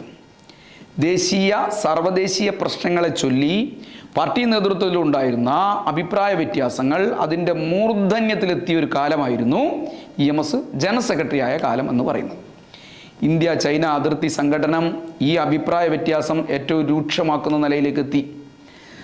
CPIക്കകത്തെ ഇടതുപക്ഷക്കാരെ മുഴുവൻ ചൈനാചാരന്മാരായി വ്യാപകമായി മുദ്ര കുത്തപ്പെട്ടു. അത് സർക്കാർ മാത്രമല്ല, പാർട്ടിക്കകത്തെ മറുവിഭാഗവും ഇവരെ ചൈനാചാരന്മാരായി മുദ്ര കുത്തുക മാത്രമല്ല, സർക്കാരിന് ഒറ്റുകൊടുക്കുകയും അവരെ അറസ്റ്റ് ചെയ്യിക്കുകയും ജയിലടയ്ക്കുകയും ചെയ്യുന്ന സാഹചര്യം രൂപപ്പെടുകയുണ്ടായി. EMSഉം അറസ്റ്റിലായി. പക്ഷേ EMSനെ ഒരാഴ്ചക്കകം കേന്ദ്ര സർക്കാർ മോചിപ്പിച്ചു. അതിനുള്ള കാരണം EMS തന്നെ എഴുതുന്നുണ്ട്. EMS എഴുതുന്നത്, അധികാരികൾ വിശദമായ റിപ്പോർട്ടെല്ലാം നടത്തി എന്നെ അറസ്റ്റ് ചെയ്ത് തെറ്റാണെന്ന് മനസ്സിലായതുകൊണ്ടല്ല എന്നെ വിട്ടയച്ചത്. ലളിതമായ മറ്റൊരു കാര്യം അതിനുണ്ടായിരുന്നു. അത് കമ്മ്യൂണിസ്റ്റ് പാർട്ടിയുടെ ചൈന വിരുദ്ധ ഗവൺമെൻറ് അനുകൂല നിലപാട് വിദേശത്തുള്ള സഖാക്കൾക്കും ഗവൺമെൻറ്റുകൾക്കെല്ലാം വിശദീകരിച്ചു കൊടുക്കാനായി ആ സമയത്ത് SA ഡാങ്കെ വിദേശത്ത് പോകാൻ വേണ്ടി തീരുമാനിച്ചു. അതായത് ഇന്ത്യയിലെ കമ്മ്യൂണിസ്റ്റ് പാർട്ടി ചൈന വിരുദ്ധമാണ്, ഇന്ത്യ ഗവൺമെൻറ്റിന് അനുകൂലമായ നിലപാടാണ് സ്വീകരിക്കുന്നത് എന്നെല്ലാം പുറത്ത് വിശദീകരിച്ചു കൊടുക്കാൻ വേണ്ടി അദ്ദേഹം വിദേശത്ത് പോകാൻ വേണ്ടി തീരുമാനിച്ചു. അതിൽ നെഹ്റു ഗവൺമെൻറ് ഏറ്റവും പ്രധാനപ്പെട്ട പങ്ക് വഹിച്ചിരുന്നു ഇദ്ദേഹത്തെ ഇങ്ങനെ ഒരു അഭിപ്രായ രൂപീകരണം ഉണ്ടാക്കുന്നതിന് അയക്കാൻ. പക്ഷേ അദ്ദേഹത്തിന് പോകേണ്ട സഹായങ്ങളെല്ലാം കേന്ദ്ര സർക്കാരും കോൺഗ്രസും എല്ലാം ചെയ്തു കൊടുത്ത് അദ്ദേഹത്തെ അയക്കാൻ തീരുമാനിച്ചപ്പോഴാണ് മറ്റൊരു ചർച്ച ഉയർന്നു വന്നത്, മറ്റൊരു ചോദ്യം ഉയർന്നു വന്നത്. ഇതെല്ലാം മനസ്സിലാക്കാൻ വേണ്ടി പോകുന്ന പാർട്ടിയുടെ നേതാവ് SA ഡാങ്കയുടെ പാർട്ടിയുടെ ജനറൽ സെക്രട്ടറി ഇവിടെ ജയിലിൽ കിടക്കുക. ജനറൽ സെക്രട്ടറി ജയിലിൽ കിടക്കുമ്പോൾ എങ്ങനെയാണ് നിങ്ങൾക്ക് സർക്കാരിന് അനുകൂലമായ പ്രചരണം നടത്താനാവുക എന്നുള്ള ഒരു ചോദ്യവും പ്രശ്നവും അക്കാലത്ത് ഉയർന്നു വന്നു. അപ്പോഴാണ് കേന്ദ്ര സർക്കാർ EMSനെ മോചിപ്പിച്ച് ഇപ്പറയുന്നൊരു പ്രശ്നത്തിൽ നിന്ന് തലയൂരാൻ SA ഡാങ്കയെ സഹായിച്ചു കൊടുത്തത്. ഡാങ്ക എപ്പോഴും പറയാറ്, എൻ്റെ ഡെമി ജനറൽ സെക്രട്ടറി ആയിട്ട് പ്രവർത്തിക്കാനാണ് EMSനെ ഞാൻ ജയിലിൽ നിന്ന് പുറത്തിറക്കിയത് എന്ന് അദ്ദേഹം വളരെ അധിക്ഷേപത്തോടു കൂടി EMSനെയും പാർട്ടിയിലെ ഇടതുപക്ഷ നിലപാട് സ്വീകരിച്ചവരെയും എല്ലാം അധിക്ഷേപിക്കുന്നതിന് വേണ്ടി ആവർത്തിച്ച് പ്രയോഗിച്ചിരുന്നു. ആ ഒരു പ്രയോഗത്തിൻ്റെ ഭാഗമായിട്ടാണ്, അല്ലെങ്കിൽ അങ്ങനെ ഞാനൊരു നിർദ്ദേശം വെച്ചതിൻ്റെ ഭാഗമായിട്ടാണ് ഈ നെഹ്റു ഗവൺമെൻറ് EMSനെ പുറത്തിറക്കിയത് എന്നായിരുന്നു അദ്ദേഹത്തിൻ്റെ വാദമെന്ന് പറയുന്നത്. ഇങ്ങനെ ഈ ഒരു കാലഘട്ടത്തിൽ EMSനെ പുറത്തുവിട്ടെങ്കിലും ധാരാളം സഖാക്കൾ ചൈനീസ് ചാരന്മാരായി മുദ്ര കുത്തപ്പെട്ട് പാർട്ടിയിലെ വലതുപക്ഷക്കാരാൽ ഒറ്റുകൊടുക്കപ്പെട്ട് ജയിലിൽ കഴിയുന്ന സാഹചര്യം വളരെ ഗൗരവമായ നിലയിലേക്ക് ഉണ്ടായി. ആശയരംഗത്തുള്ള അഭിപ്രായ വ്യത്യാസങ്ങൾ ഏകദേശം അത് വികസിച്ച് അല്ലെങ്കിൽ അത് സംഘടനാ രംഗത്തേക്ക് കൂടി വിപുലപ്പെടുന്ന നില വന്നു. ഈ ഒറ്റുകൊടുക്കലും ജയിലിലടയ്ക്കലും കൂടിയെല്ലാം ഉണ്ടായപ്പം അത് സംഘടനയെ പിടിച്ചെടുക്കുന്നതിന് വേണ്ടി പുറത്തുള്ള വിഭാഗം ഉപയോഗിച്ചു. അകത്തുള്ളവർക്ക് പ്രത്യേകിച്ചൊന്നും ചെയ്യാൻ വേണ്ടി കഴിഞ്ഞില്ല. സംഘടനയുടെ എല്ലാ മേഖലയിലും ഈ വലതുപക്ഷ ആഭിമുഖ്യം റിവിഷനിസം പ്രതിഫലിക്കുന്ന നിലയുണ്ടായി. പാർട്ടി നേതൃത്വത്തെ ആകെ കൈപ്പിടിയിൽ ഒതുക്കാൻ എന്തു മാർഗവും അവലംബിക്കാം എന്ന് ഡാങ്കയുടെ നേതൃത്വത്തിലുള്ള വലതുപക്ഷക്കാർ റിവിഷനിസ്റ്റുകൾ പരിപാടി തയ്യാറാക്കി അവരതുമായി മുന്നോട്ട് കൊണ്ടുപോയി. എന്നാൽ കമ്മ്യൂണിസ്റ്റുകാരായ അവിഭക്ത കമ്മ്യൂണിസ്റ്റ് പാർട്ടിക്കകത്തെ ഇടതുപക്ഷ നിലപാട് സ്വീകരിച്ചവർക്ക് ഈ റിവിഷനിസവുമായും വലതുപക്ഷവുമായും ഒരു നിലയിലും പൊരുത്തപ്പെടാൻ വേണ്ടി പറ്റാത്ത സാഹചര്യം രൂപപ്പെട്ടു വന്നു. രണ്ട് തലത്തിൽ, ഒന്ന് ആശയപരമായി വന്നു, രണ്ട് സംഘടനാപരമായും വന്നു. അത്തരമൊരു ഘട്ടത്തിലാണ് പാർട്ടിയുടെ നാഷണൽ കൗൺസിലിൽ നിന്ന് 32 പേർ ഇറങ്ങിപ്പോരുന്നത്. അവർ തെനാലിയിൽ ഒരു കൺവെൻഷൻ ചേരുന്നു. അങ്ങനെ തെനാലിയിൽ കൺവെൻഷൻ ചേരുന്നതിനും ഇറങ്ങിപ്പോരുന്നതിനും നേതൃത്വം കൊടുത്തവരിൽ ഏറ്റവും പ്രധാനപ്പെട്ട വ്യക്തിയായിരുന്നു സഖാവ് EMS. തെനാലിയിൽ കൺവെൻഷൻ വിളിച്ചു കൂട്ടിയിട്ടാണ് നേതാക്കന്മാർ 7ാം പാർട്ടി കോൺഗ്രസ് കൽക്കത്തയിൽ ചേരാൻ വേണ്ടി തീരുമാനിക്കുന്നത്.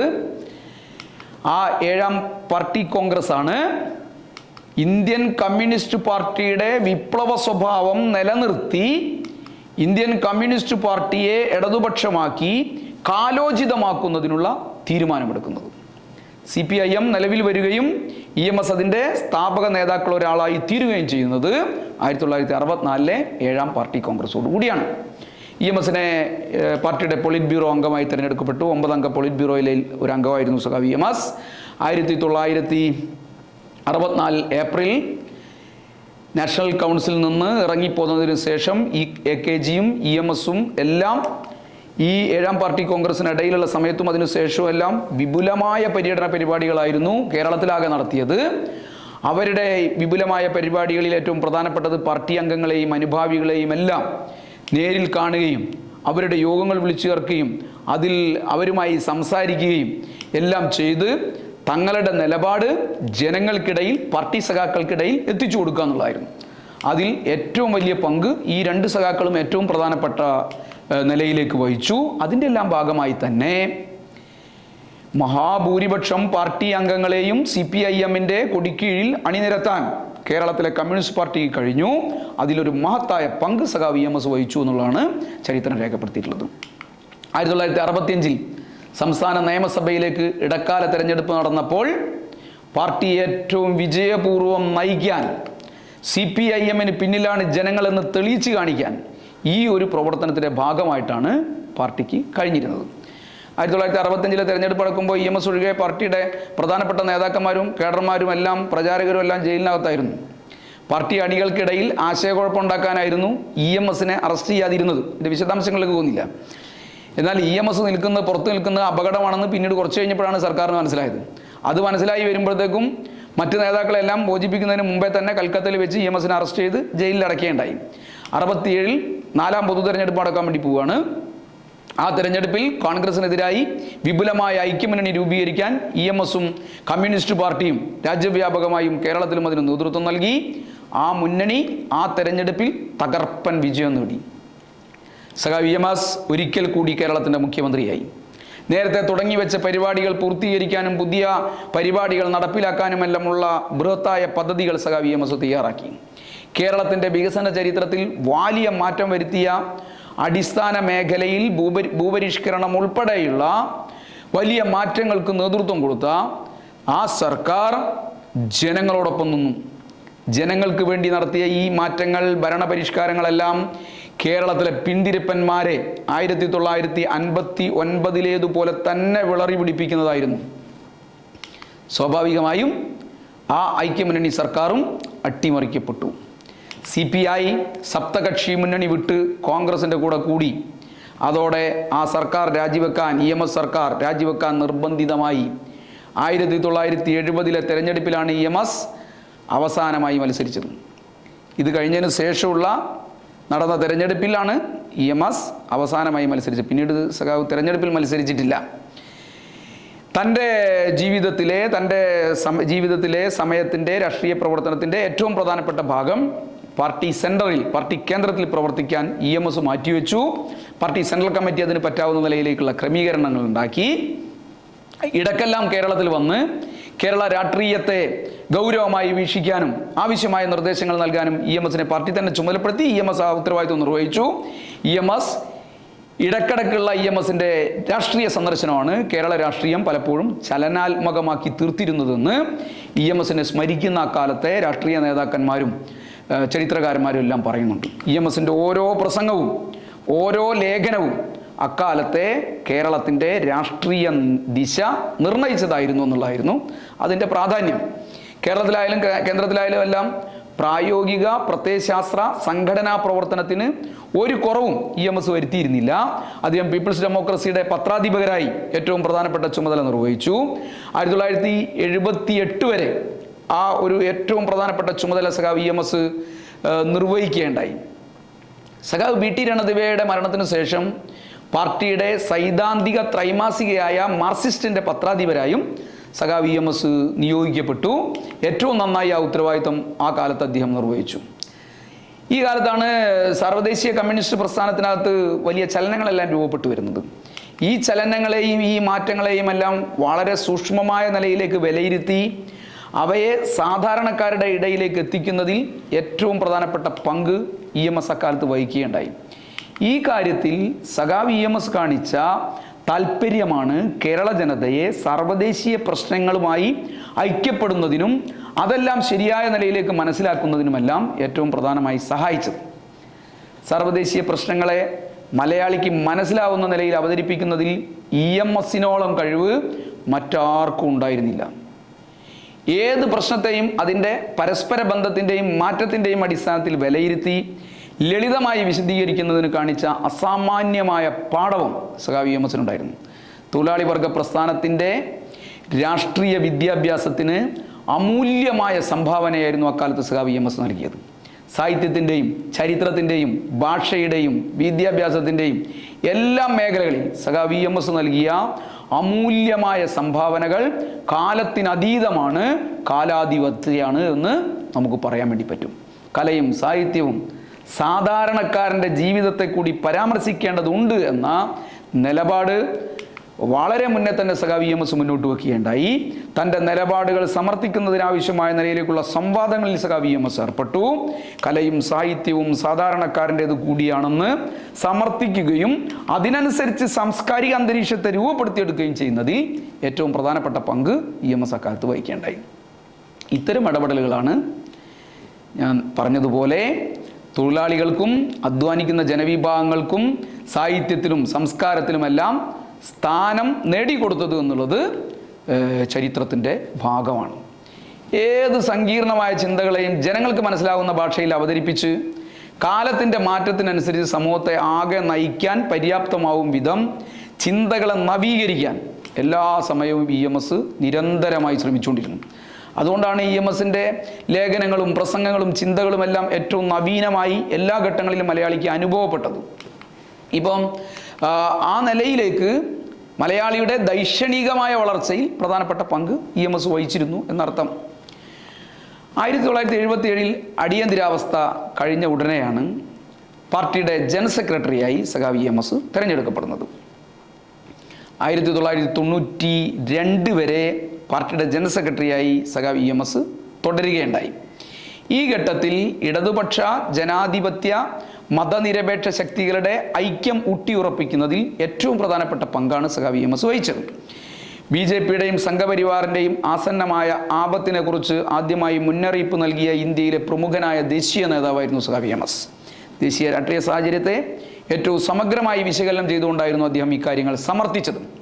1980കളുടെ അവസാനവും 90കളുടെ തുടക്കത്തിലുമായി ലോക രാഷ്ട്രീയ സാഹചര്യത്തിലുണ്ടായ സംഭവ വികാസങ്ങൾ, കമ്മ്യൂണിസ്റ്റുകാരെ വലിയ നിരാശയിലേക്ക് എത്തിച്ച സംഭവ വികാസങ്ങളെല്ലാം വളരെ ഗൗരവമായി സഖാവ് EMS വിശകലനം ചെയ്യുകയും അതിനെ നേരിടാൻ വേണ്ടി പറ്റാവുന്ന സാഹചര്യങ്ങൾ കമ്മ്യൂണിസ്റ്റ് പാർട്ടിക്ക് രൂപപ്പെടുത്തിയെടുക്കുകയും കൊടുക്കുകയും ചെയ്തതിൽ ഏറ്റവും പ്രധാനപ്പെട്ട പങ്ക് വഹിച്ചു. 90കളിലെ വലിയ ഗൗരവമായ പ്രശ്നമായിരുന്നു സോവിയറ്റ് യൂണിയനിലെ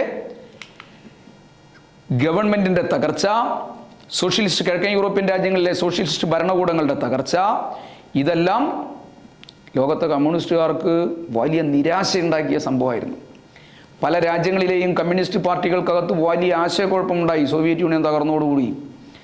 ആ ഘട്ടത്തിൽ ഇന്ത്യയിലെ പാർട്ടിയെ ഒരു പോറൽ പോലും ഏൽക്കാതെ സംരക്ഷിച്ച് ഉറപ്പിച്ചു നിർത്തുന്നതിൽ സഖാവ് EMS വഹിച്ച പങ്ക് അതുല്യമാണ്, അമൂല്യമാണ്.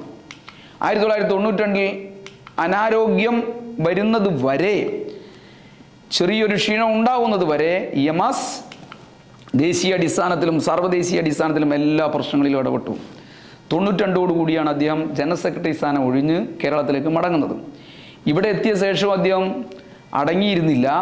കേരളത്തിൻ്റെ വികസനത്തിൻ്റെ രണ്ടാം തലമുറ പ്രശ്നങ്ങൾ ഉയർത്തിക്കൊണ്ടുവരുന്നതിലും അവയെ പരിഹരിക്കുന്നതിൻ്റെ പ്രാധാന്യം ചൂണ്ടിക്കാട്ടി അന്താരാഷ്ട്ര പഠന കോൺഗ്രസുകൾ നടത്തുന്ന ഉൾപ്പെടെയുള്ള കാര്യങ്ങളിൽ സഖാവ് EMS ഗൗരവമായ നേതൃത്വം നൽകി. വികസനത്തിൻ്റെ രാഷ്ട്രീയം സംബന്ധിച്ച് EMS മുന്നോട്ട് വെച്ച കാഴ്ചപ്പാട് അക്കാലത്തെ കേരളം ഹൃദയത്തിൽ ഏറ്റുവാങ്ങി അത് ഏറ്റവും പ്രസക്തമായ നിലയിലേക്ക്, ഇപ്പോഴും പ്രസക്തമായ നിലയിലേക്ക് അത് മുന്നോട്ട് കൊണ്ടുപോകുന്നു. വർഗീയതക്കെതിരായും ഫെഡറലിസം സംരക്ഷിക്കുന്നതിന് വേണ്ടി കേന്ദ്ര സംസ്ഥാന ബന്ധങ്ങളെ ജനാധിപത്യപരമായി പുനഃക്രമീകരിക്കുന്നതിന് ശരിയായ നിലയിലുള്ള ഒരു മാർഗം, നിലപാടുകൾ, കാഴ്ചപ്പാടുകൾ എല്ലാം EMS ഉയർത്തിപ്പിടിക്കുകയും അത് മലയാളിക്ക് മുന്നിൽ അവതരിപ്പിക്കുകയും ചെയ്തു. ദേശീയ രാഷ്ട്രീയം തന്നെ അത് വലിയ നിലയിലേക്ക് അംഗീകരിക്കുന്ന സാഹചര്യം ഉണ്ടായി. മതവും വർഗീയതയും രണ്ടാണെന്നും വർഗീയതക്കെതിരായ പോരാട്ടത്തിൽ മതവിശ്വാസികളുടെ പങ്ക് ഏറ്റവും പ്രധാനമാണെന്നും EMS അക്കാലത്ത് ആവർത്തിച്ച് വ്യക്തമാക്കി. മതവിശ്വാസികളുമായി തുറന്ന ചർച്ചയ്ക്ക് പാർട്ടി പ്രവർത്തകർ തയ്യാറാവണമെന്നും അവരുമായുള്ള ഐക്യത്തിന് വലിയ പ്രാധാന്യമുണ്ടെന്നും വർഗീയതക്കെതിരായ പോരാട്ടത്തിൽ അവരെ കൂടി അണിനിരത്തിയിട്ടുള്ള പ്രവർത്തനങ്ങൾ ശക്തിപ്പെടുത്തണമെന്നും സഖാവ് EMS നിരന്തരം ഓർമ്മപ്പെടുത്തിക്കൊണ്ടേയിരുന്നു. AKG പഠന ഗവേഷണ കേന്ദ്രത്തിൻ്റെ ചുമതല ഏറ്റെടുത്തുകൊണ്ട് ആശയപ്രചരണത്തിൽ ഏർപ്പെടുന്നതോടൊപ്പം തന്നെ പാർട്ടി സ്കൂളിൻ്റെ ചുമതലയും ഇക്കാലത്ത് സഖാവ് EMS ഏറ്റെടുത്ത് നിർവഹിക്കുകയുണ്ടായി. കേരളത്തിൻ്റെ ഭാവി സംബന്ധിച്ച ഈ വിഷയങ്ങളെല്ലാം വെച്ചുകൊണ്ടുള്ള ഒട്ടേറെ സെമിനാറുകൾ EMSൻ്റെ നേതൃത്വത്തിൽ നടത്തി അധികാര വികേന്ദ്രീകരണത്തിൻ്റെയും ജനകീയാസൂത്രണ പ്രസ്ഥാനത്തിൻ്റെയും നേതൃത്വം അദ്ദേഹം ഏറ്റെടുത്ത് ഈ കേരളത്തെ മുന്നോട്ട് നയിക്കുന്നതിൽ അവസാന കാലത്തും അദ്ദേഹം ഏറ്റവും പ്രധാനപ്പെട്ട പങ്കാണ് വഹിച്ചത്. മാർക്സിസ്റ്റ് സംവാദത്തിൻ്റെയും ദേശാഭിമാനി പത്രത്തിൻ്റെയും എല്ലാം പത്രാധിപരായി പാർട്ടിയുടെ അഖിലേന്ത്യാ ജനറൽ സെക്രട്ടറിയായി പ്രവർത്തിച്ച ഒരു സഖാവ് കേരളത്തിൽ വന്ന് ഈ ഉത്തരവാദിത്വവും നിർവഹിച്ചു എന്നുള്ളത് തുടക്കത്തിൽ പറഞ്ഞ EMSൻ്റെ ലളിത ജീവിതവുമായി ബന്ധപ്പെട്ട് നമുക്ക് കൂട്ടി വായിക്കാവുന്ന കാര്യമാണ്. കേരളം ലോകത്തിന് നൽകിയ മഹാപ്രതിഭയായ തൊഴിലാളി വർഗത്തിൻ്റെ ദത്തുപുത്രനായ മാർക്സിസം ലെനിനിസത്തെ ഇന്ത്യൻ സാഹചര്യത്തിൽ പ്രയോഗിക്കുന്നതിൽ അമൂല്യമായ സംഭാവന നൽകിയ ലോകം കണ്ട മാർക്സിസ്റ്റ് ആചാര്യനാണ് സഖാവ് EMS.